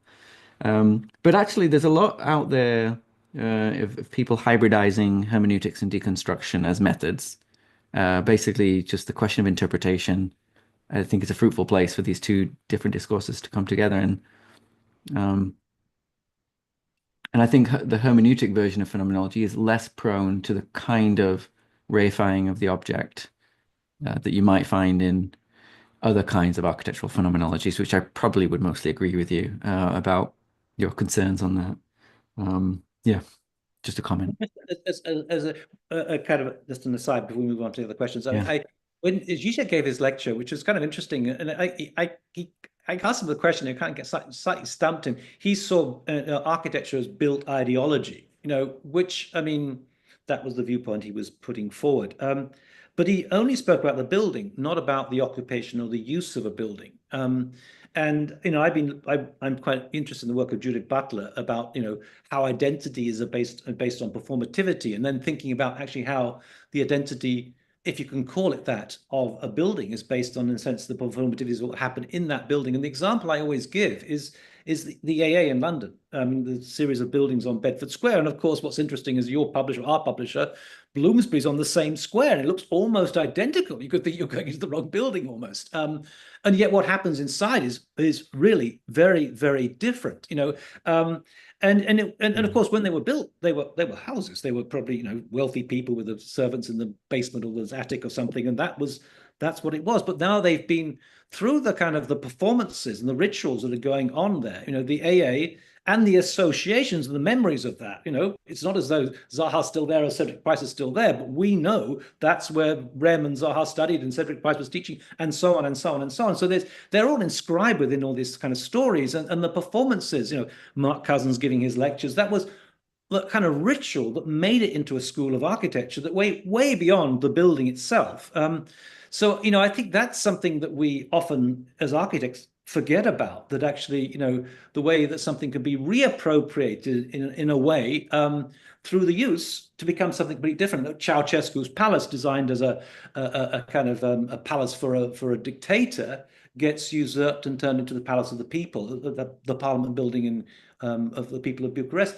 And I think we miss out on that kind of thing. And from that point of view, I think that's in some sense where that agonism is played out, the agonism of a kind of politics of use. And then Foucault's comment about architecture say, well, it's the building is not political. It's what happens there. The practice of liberty is liberty, an emphasis on what is going on. And I think we need to really embrace that and see architecture as a stage set for the politics of use. Yeah, I mean, one thing that Mouffe does give us is that certain things become sites of nucleation around which contestation occurs. And that so let's say the moment there was a fire to the Houses of Parliament and all of London's architects had to decide what the new renovation should look like. There's certain moments when the question arises where how should Britain represent its political system? Should it be Gothic? Should it be classical? These occur, I mean, because of an event, but maybe they can also occur for some other reason. but politics erupts, I guess, around a sort of something forms the or nucleates the antagonism. But prior to that, you can actually have things that are sort of potential, ready to be disputed, that are just there in the world and no one's noticed them. So which I think that's an important feature maybe to mention, because her theory would basically say it's not like the politics of a building are not there inherently on their own, it's sort of embodied in the building. They sort of await for a sort of whole structure of contestation and relinking and articulation of different groups around a point of contestation that then sort of builds into a movement. That's the kind of thing that her theory is much more interested in. That I don't think she would, yeah, she wouldn't see any inherent politics to actual material substance of a building Yeah. Yeah, I until it guess was taken up in discourse. as you're talking, I was thinking of the notion of affordance that J.J. Gibson talks about, the affordance of a building. Well, it kind of without giving it agency, it lends itself to you could do certain things there. So form does count, and I think to some extent also maybe aesthetics does, maybe, but I'm not sure that the public shares the same aesthetic sense that we have as architects. But yeah, so we can't reduce it all just down to use. We've got okay, so we want to open up to questions now, and I've not been looking very closely at these questions in the chat, but I want to maybe invite those on the Zoom audience to maybe ask some of these questions. I'm looking here. Okay, so Gabriel Harmon has got a question. Gabriel, do you want to ask your question? I haven't really had a chance to look at it myself. Gabriel.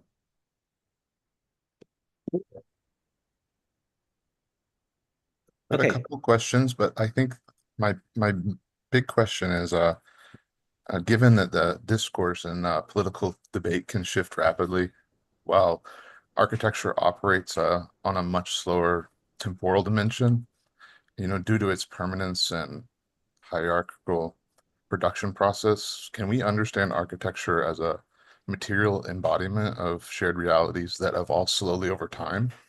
And if so, how might these particular properties of architecture, its permanence, materiality, and slow rate of change, contribute to or enhance Moff's concept of agonistic pluralism in ways that purely discursive domains cannot?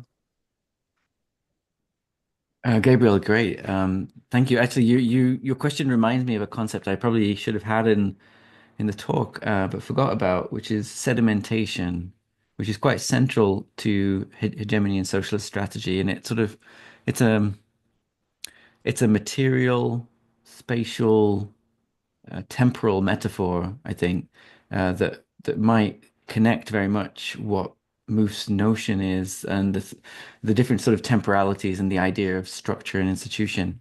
Yeah, she speaks of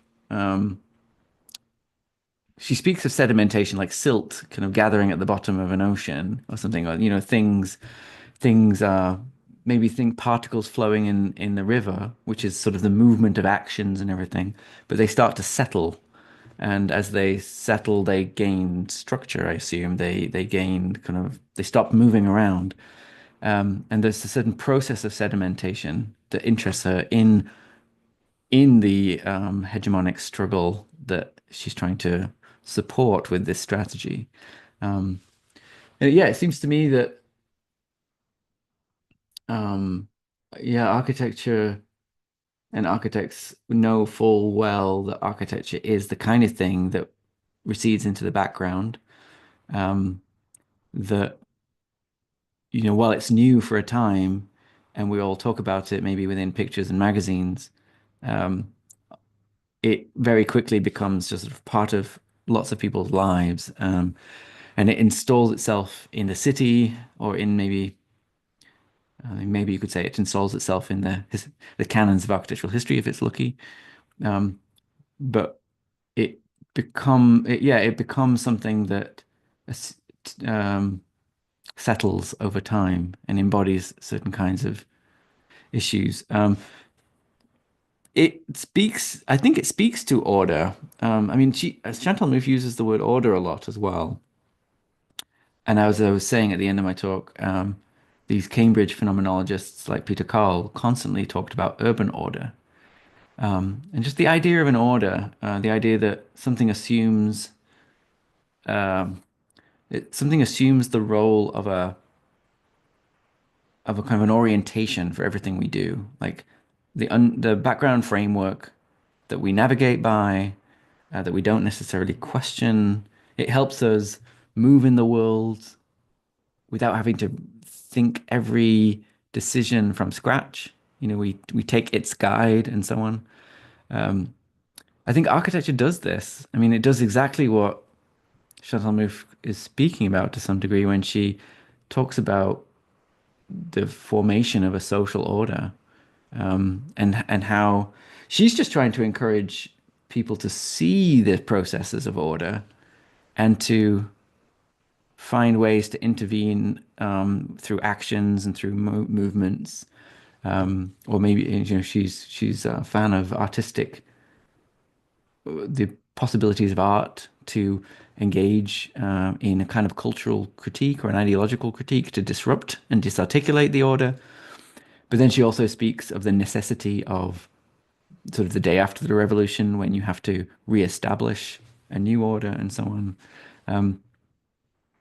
So yeah, I think architecture naturally just already does these kinds of things. Yeah, I hope that answers your question. I mean, you gave me the chance to reiterate and share a few more concepts like order and sedimentation that link her work with architecture, in my view. Yeah, thank you very much. Makes me think about maybe something like the Bastille during the French Revolution, Mhm. and how, you know, it became a symbol for the king and then was, um, you know, dismantled. And it, I guess my follow-up question is, um, you know, if architecture can be, you know, imbued with symbolic meaning, at will, it seems, is there any sort of part of part of that symbolism stored in its materiality, or is it something we purely project upon it? Well, this is where I think I would have a slight difference of my understanding of symbolism from the way I think Mouffe understands it. Um, she tends, okay, she only really talks about symbols, like when she talks about maybe the values or principles of the French Revolution being equality and freedom. I would think of those as kind of straight up symbols.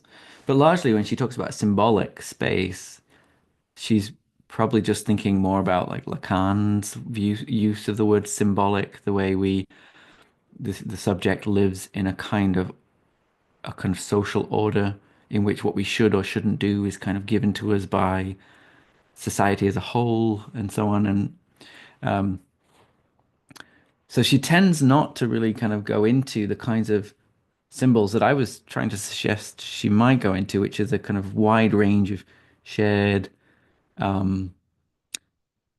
symbols, like the ones I kind of listed. So, I mean, I think things like chance and love and death and birth and all these sort of things that could be understood as symbols, like they mean something to us, these kinds of notions. And so my difference from her would be then that I think if you think about how architecture gets bound up in symbolism, let's say your example of the Bastille, that it's the kinds of symbolic meanings that form around architecture don't just happen because of our willed projection of sort of signs or iconography onto a building. I think symbols, and there's a whole literature on this, which sort of defines symbols as, you know, in contrast to icons or signs or you know, and symbols are something that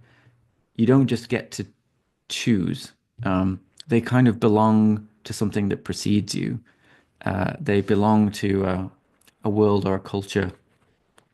And so, yeah, like I guess the kind of relationship between the Bastille and the king would be something that's accumulated over years, to do with the prison system, to do with the solidity of the building, its fortifications, um, the whole kind of sort of idea of what kingship is, and sort of symbols of divine rulership. I mean, he thought he was the Sun King.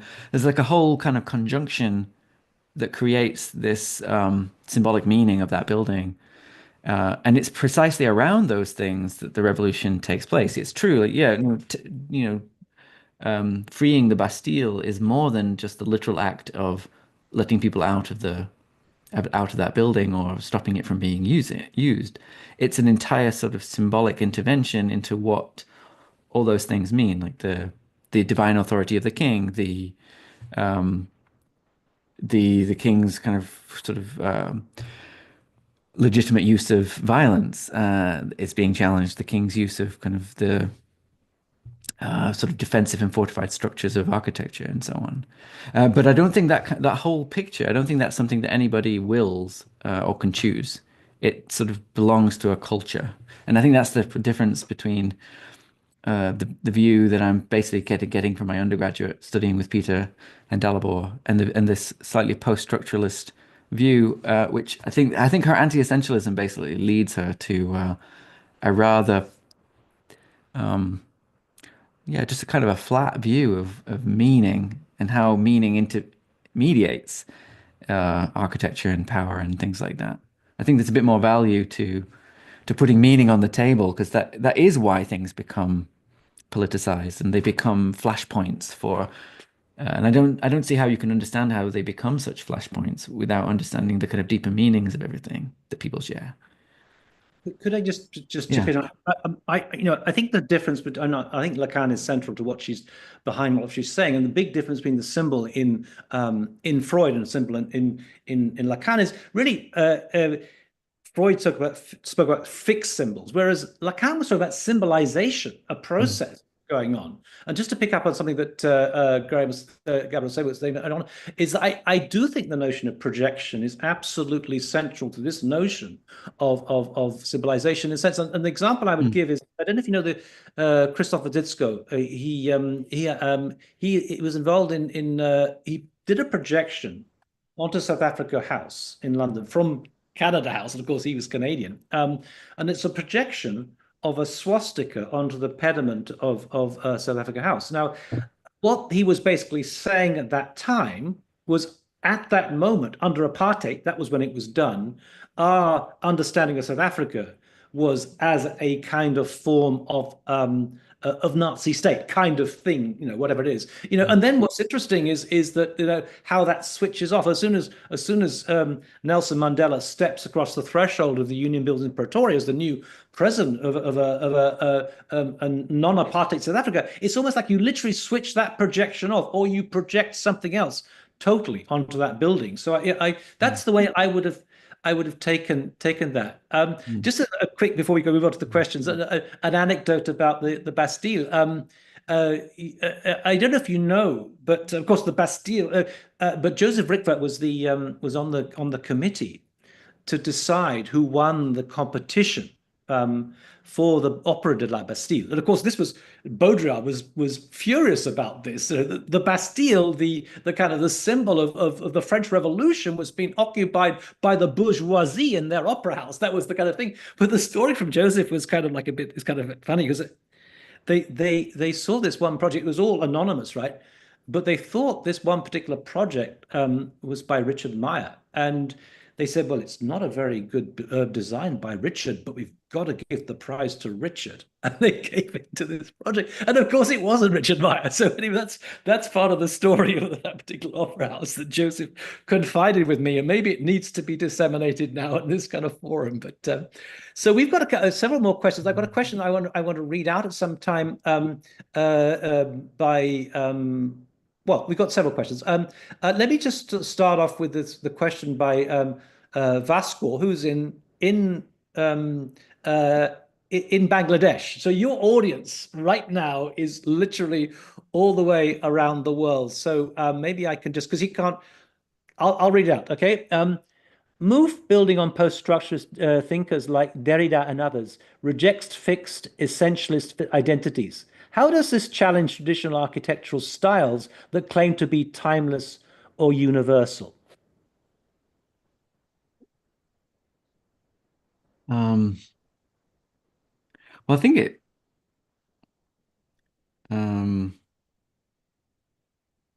I mean, it builds on the conversation that we're saying. You know, we're still talking about sort of processes of identification, symbolization, and so on. And you're asking to, to what degree style participates in that. So the first question is to what degree does style participate in the processes of identification? But then the other part of your question is the sort of the assumption in the question about styles claiming a certain kind of universality. And I'm not exactly sure what you're referring to. I mean, one element of the discourse of style, if you look at the work of Mari Fatam and going back to Semper in his book The Style and all this sort of studies of the concept of style, is that it's often actually bound up in historicism and the idea that of 19th century, when it became a particularly dominant word for architects, it was actually sort of the opposite of timelessness and universal. I think architects, in the 19th century, they were well aware that style was something that you applied, and they were anxious about it all throughout the 19th century. So maybe you're referring to Ashik, maybe you're referring to something about specific to Bangladesh to do with traditional styles? If I can refer Louis Aiken's Parliament building, something like that. If you know the building, I don't know. We talk it is a timeless building. Are you sorry? Which building are you referring to? We can Oh, right.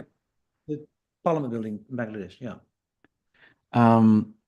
Well, I guess my intuitive response to that would be to say that I imagine all of the affection shown to that building has a lot to do, by people in Bangladesh, would be to do with how that building helps people develop sentiments about their nation, about the nation's relationship to the world at large, to modernity, there's probably a great pride and so on, and maybe that pride gets translated into the praise of the building of being timeless.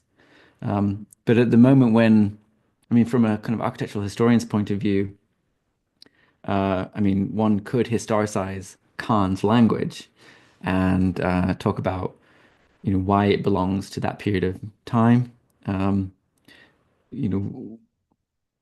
His whole basically situation with respect to the modern movement coming after Corb, rejecting notions of space and instead looking back at the classical tradition because he spent some time in Rome and studied and painted all of the ancient Greek and Roman buildings and sort of brought not space in the modernist sense into play in his architecture, but order. He would speak more about order than he would about space. So the correlation between the order of space should be linked to the order of structure, which is a kind of more of a classical notion, right?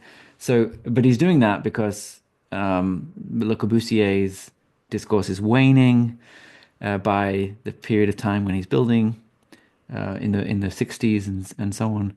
So you could always give a kind of historical account of like where this language comes from and like why it has the form it has as an art historian, I guess.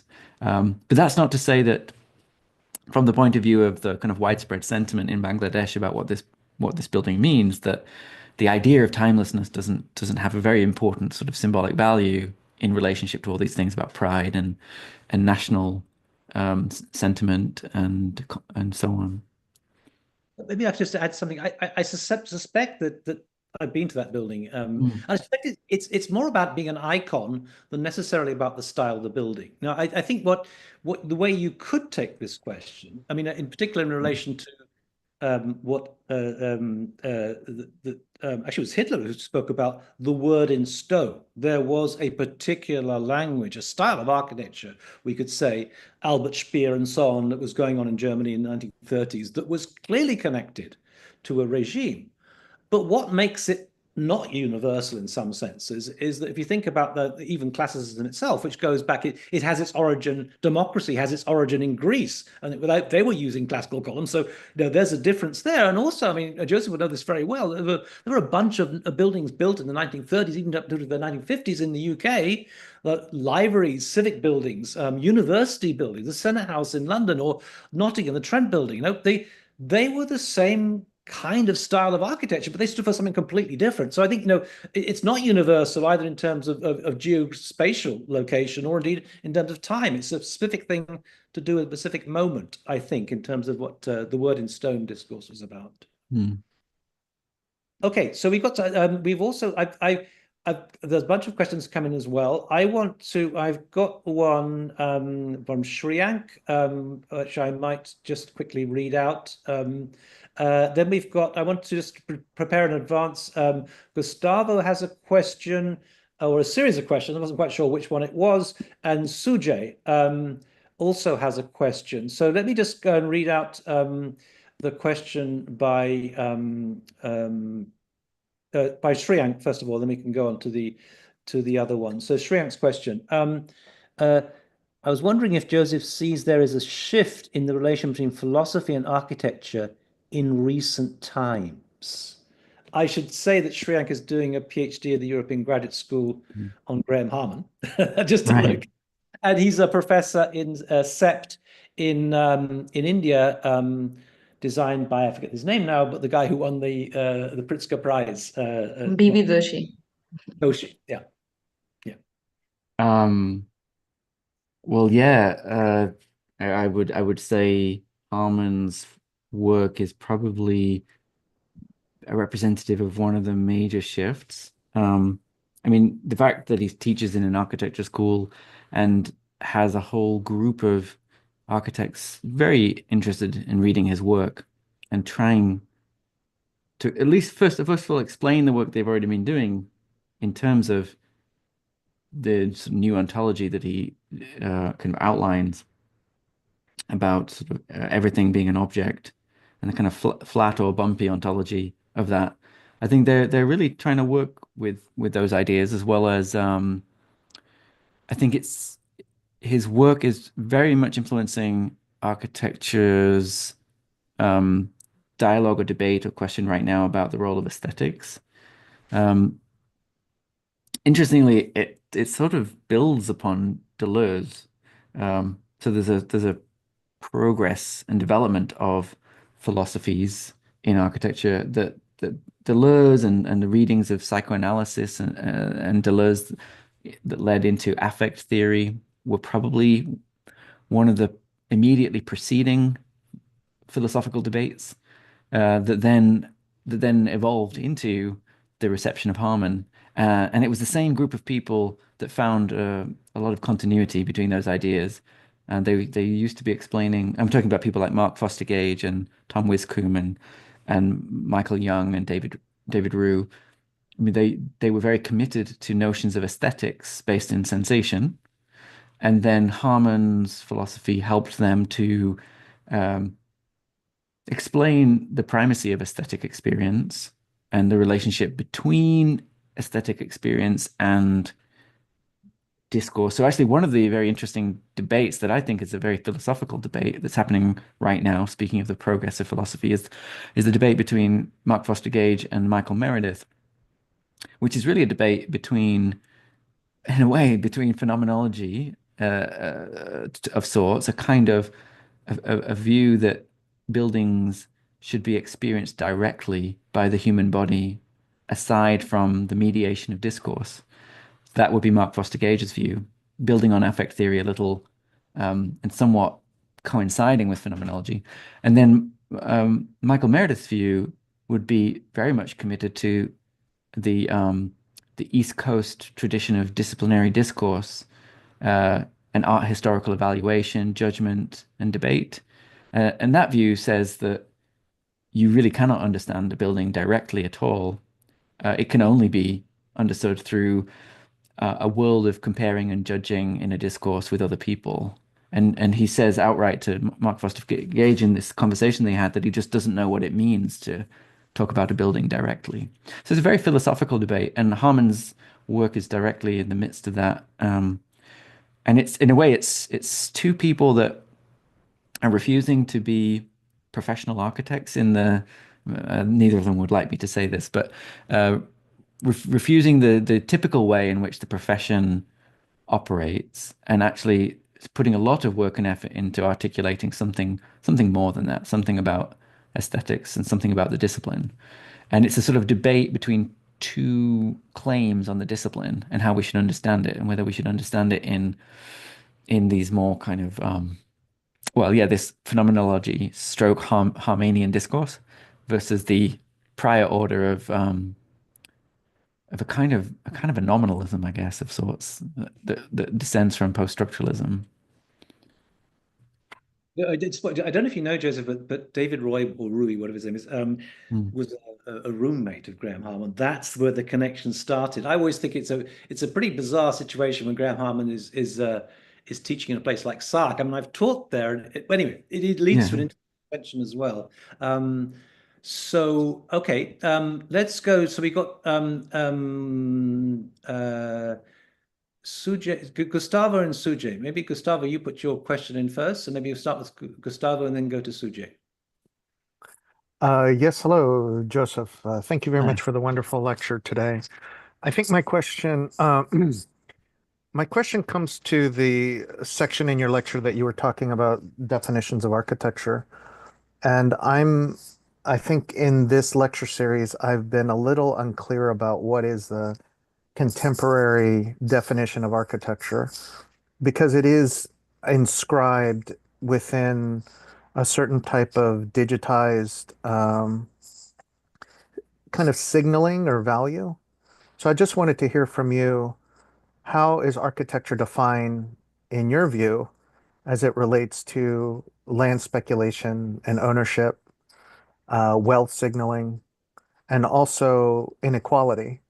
And I would go thinking about the idea of capitalism and this post-colonial or decolonial awareness of how power basically signifies a certain type of death of freedom. Thank you.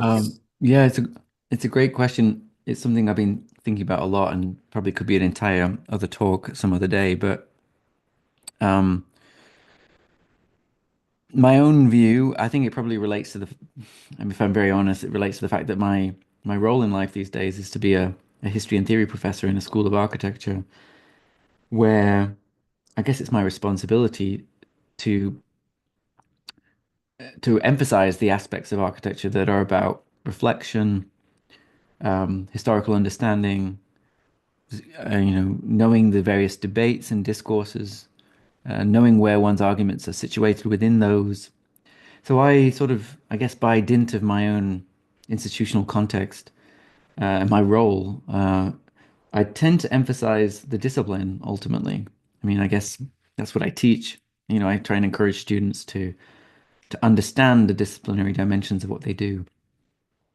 But I'm well aware that I think there's probably a greater momentum these days behind the second view that you mentioned. This commitment to the politics of all the things that buildings actually do out there in the world when we get into practice, and we're just enmeshed in the messy politics. I'm somewhat distanced from that, ensconced in a school, and not even in an area in the curriculum when I regularly talk about practice so much, but more the ideas and the theories.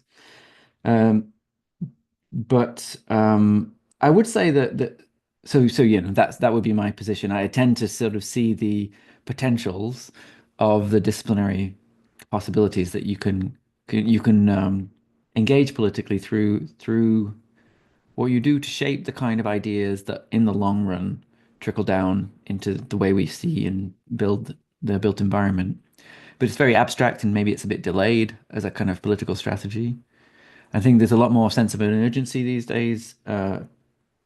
But wanting to get out there and directly embrace the politics of the practice.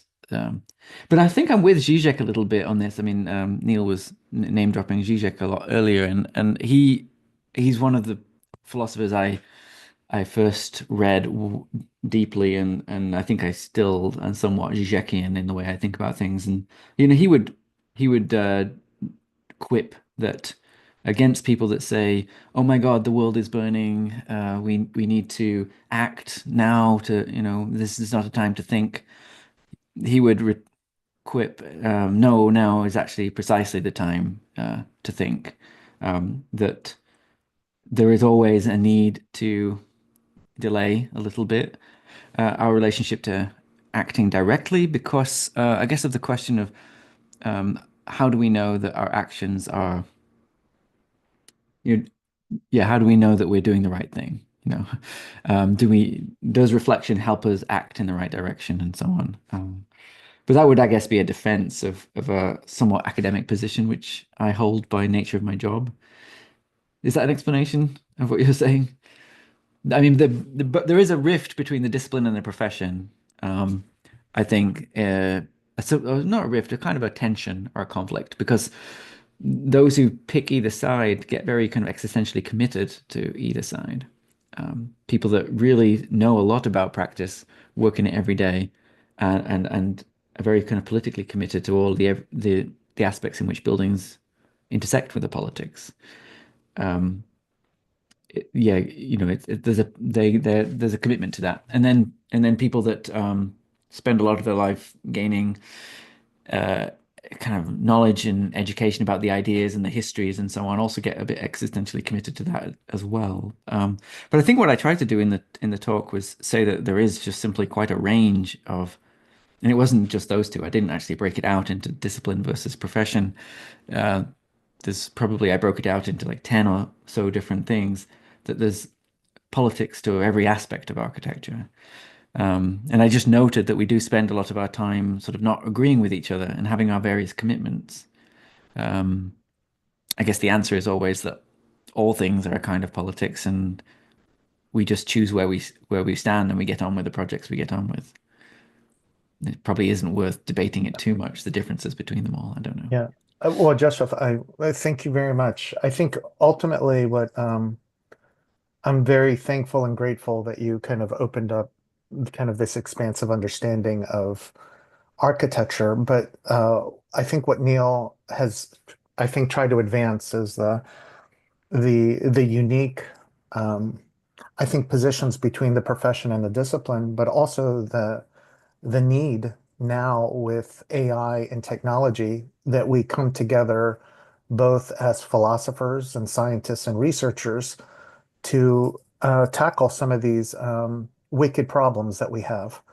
But I'm very thankful that you for your time today, and I look forward to the next time you come to speak at Digital Futures. Have a great morning. Oh, thank you. Yeah. Maybe I just add one comment because you mentioned AI. One of the rifts between the profession and the discipline has been the notion of criticism. That I guess the accusation that the profession is too bound up in uncritically absorbing all of the latest technological changes for commercial gain, and it's only within the more reflective spaces of the architectural world, usually designated by either the discipline or education, that we can take pause, ask difficult questions, and so on. I know Neil is doing good work with AI, but I think just generally the AI is one of the issues with AI is just how it is rapidly being taken up by everybody commercially in the profession, and I guess maybe there's a rift about like to what degree we're critical or can be critical when it's progressing so quickly. So that would be a role for the discipline in education as the space to ask those kinds of difficult questions. Or digital futures here too, which is very much a disciplinary space in my view. So, yeah, maybe just to Thanks again. thank you. I mean, I think that there are the big question of history is history and theory, and in some sense, the project that we went through, it was dominant, and it's kind of, it doesn't have the same status anymore. And there's something that I think Sanford does. Sanford laments a lot about the theory thing, and I think the history. It's very difficult to find a history professor dedicated these days. It's a different world. But I would say there are two areas where there is an interesting notion of criticality emerging. Is actually in some of the design kind of work. Firstly, I think Liam Young. There's an interesting voice there using these primarily, but other things as well. And secondly, Behnaz Farahi, who's just joined the MIT Media Lab with her group Critical Matter. And that's deliberately trying not to fetishize the technology, but to ask these questions.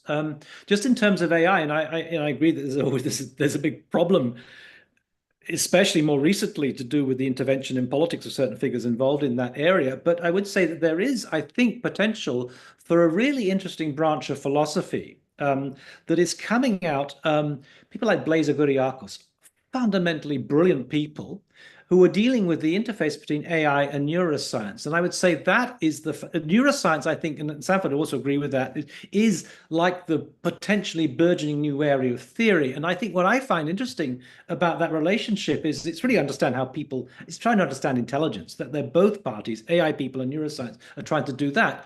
And when you sort of dig deeper, you discover that actually there's a huge overlap in the sense that Demis Hassabis, one of the from DeepMind in London, who just got the Nobel Prize. It was actually for chemistry, but basically the application of AI to understand the structure of proteins.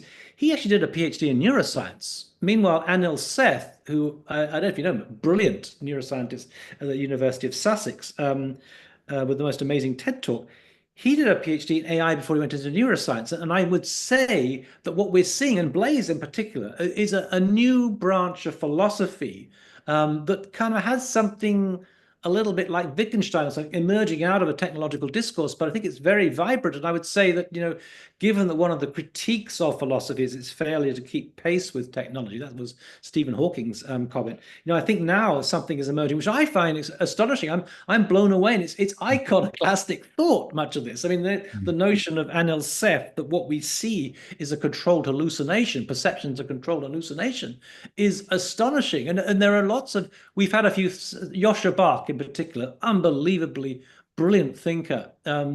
We haven't had him on twice on this on this platform. I think there's something very rich there. Anyway, let's move on. Sujay, would you like to ask your question? Sujay is originally from Mumbai, now in Miami as a DDes student. Sujay, I should say also just say briefly that the last question came from Gustavo, who is a postdoc at UC. Hold on a second. University of California. Help me out, Gustavo. Santa Barbara. Sorry? UCSB, Santa Barbara. Santa Barbara, absolutely. Yeah. And also a graduate of UCLA. So, Sujay, sorry. Yeah. Hi, Joseph. Thank you for this fantastic lecture. It was great to hear you discuss about this. You have sort of answered my question in part, but let me sort of rephrase it so that you can probably elaborate a little bit more.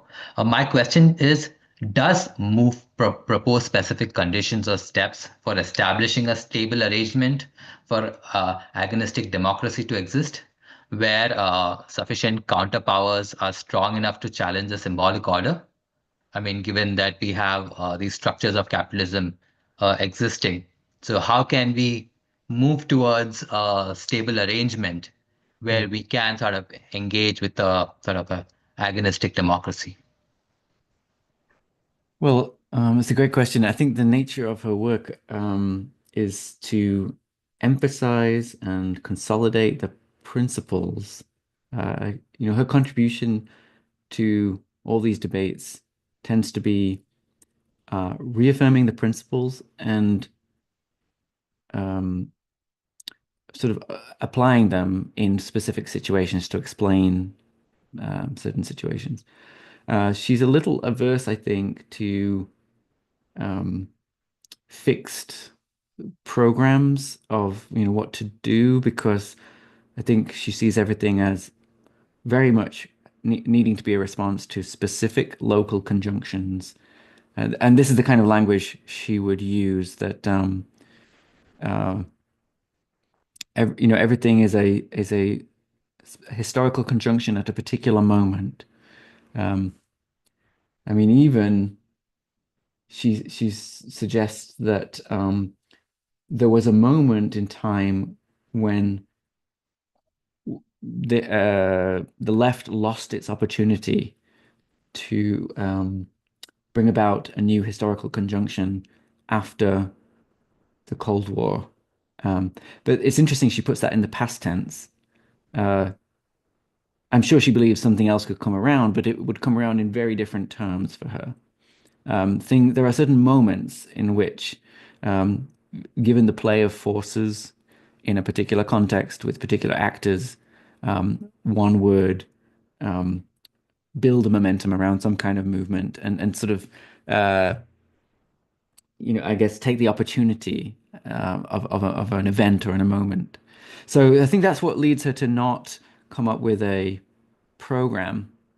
A program, I think, would be too much, too similar to, it would sound too much like there is a necessary set of laws, and she's trying to avoid that.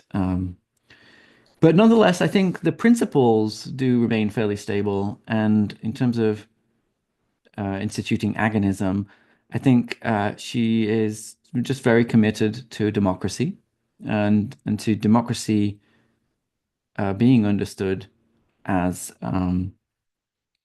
committed also to equality to some degree. And those institutions, I think increasingly she has, towards this point in her career, she's simply been putting a lot of effort into defending the institutions of democracy from the larger predicament that we face. And maybe the sort of mundane view of that is, I mean, probably if my version of her plan, she wouldn't give this, would be something like, do everything you can to bolster the legitimacy of the institutions of the Senate, of the judiciary, of the law, of checks and balances, of parliamentary debate, all the stuff that we take for granted, just to make sure that they survive the populist backlash and the challenges to their legitimacy, because they do, I think she sort of believes that they can be made representative. That if we could probably move beyond the particular centrist politics that has largely occupied our institutions, the institutions themselves probably, maybe this is now just me speaking, I don't know if I am speaking on behalf of her, but those institutions, I mean, the whole point of them in their design is to be agonistic. And in a lot of things she says in her theory does describe quite well the design of democratic institutions in the West. So yeah. Joseph, you're a victim of your own success in some sense. You're so popular with these questions. We've got one more question. Let me wrap it up. So Deborah has a question. So Deborah, are you able to put your video on and unmute yourself? I don't see her. I was able. Yeah, I she's was able here. to. Sorry about that. Yeah. Okay. Got it. Joseph, thank you so much for this incredible overview. I'm curious how you think the agonistic space is going to play out in virtual spaces. That's a very good question, because I think it gets to the heart of to what degree Mouffe's work is rooted in kind of a language and symbolism and images and representation versus material practices, things that are much more concrete and of this world. I personally, I differ from her on this. I think that like I mentioned in the talk, I think that despite claims that discourse includes material reality and, let's say, in present, feet on the ground people, I think there is a tendency in much of her work, going back to the original premises, to emphasize discourse as a kind of a world of signs and symbols and images and language and so on. So she would certainly embrace the contestation of the kind of symbolic order that is structured through our lives online, through social media, through viral events, through all the things that do in a large way shape collective sentiments and help different groups around the world form alliances and so on. But personally, I guess I think that there's a limit to what degree our affections are very, and I guess this is just my view of the online world. I think it's easy to click and it's very hard to go and stand somewhere for a day. So I think that being in places, being local. Actually, she probably would agree with me on this because I think she always speaks about the necessity of the local and different levels, and it's more about the linking up, the chains of equivalence, as they call them, between all the different levels. So she would probably never really dismiss the local and the more in-person and the embodied. But yeah, I think just from my own point of view, I do think that there are more existential, for like personal, physical commitments and enduring aspects of just conducting politics in your own particular place, in your own town, in your own city, in places where you can be, and so on. And to some degree, the kinds of symbolic movements that can happen in viral ways online are such flashes and so ephemeral that I do wonder, like they seem very powerful, but I just wonder how, maybe to use that language we were using earlier on, like to what degree they can really sediment. They're more like the particles flowing in the river. And I think the process of sedimentation takes like real lived commitments to in one's own life, in one's own place. Yeah. Can I add one more question, Neil? I don't know if there's time. Yeah, this is quick. Well, I just wanted to know, would such a movement that would be in the spirit of she be like, let's provoke a war treaty instead of a peace treaty?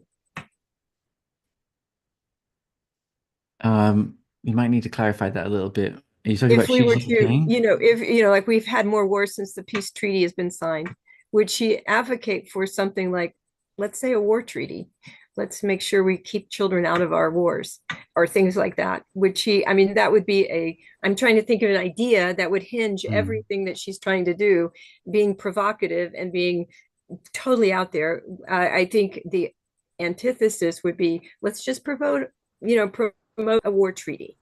And I'm just as a clarify for me, concept. what would be a war treaty? Well, just in the opposite of a peace treaty, just to be advocating the exact opposite, because she's saying war will always be there, or this agonism will be there, then a war treaty would be the one that would say, okay, here are the rules for this engagement. I mean, not that there are, I think she's creating a recipe or rules that we should allow ourselves to engage in active discourse. And so if she feels that way, and it's a recipe for, okay, let's play the game, war treaty. Let's make a recipe for what would be a war treaty for that moment.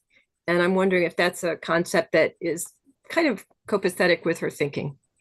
I mean, I would hope, and I don't think she would advocate for war in a literal sense. I think she would always, I mean, I think the point about agonism, the critique of antagonism is that it can erupt into war, and I don't think she wants that to happen. So the point is always to sort of turn war or battle into metaphors to some degree. It's very similar actually to Hannah Arendt. At some point, Hannah Arendt spoke about ancient Greece and said what was so important about the Greek democracy was that they basically translated actual battle into sort of battle within speech and rhetoric and in the PNICs. And Yes. I think there's something similar that politics becomes war by other means. I think that's a phrase that I forget who said that now. So it's all about domesticating, pacifying, instituting, and actually preventing the literal war. But I guess war remains as a kind of metaphor that comes out of the way she sees politics in terms of a kind of realpolitik, like I said, coming from Machiavelli and others, that one is trying to win, and there is a battle, but it's a kind of metaphorical battle, hopefully, not a real violent one. Thank you very much. Yeah, pleasure. And hello to Aaron Betsky. Oh, thank you. I tell him that I really, he came and spoke in Miami Beach for me, and I really enjoy him. I've known him now forever. But anyway, hellos to Aaron. I'll pass that on.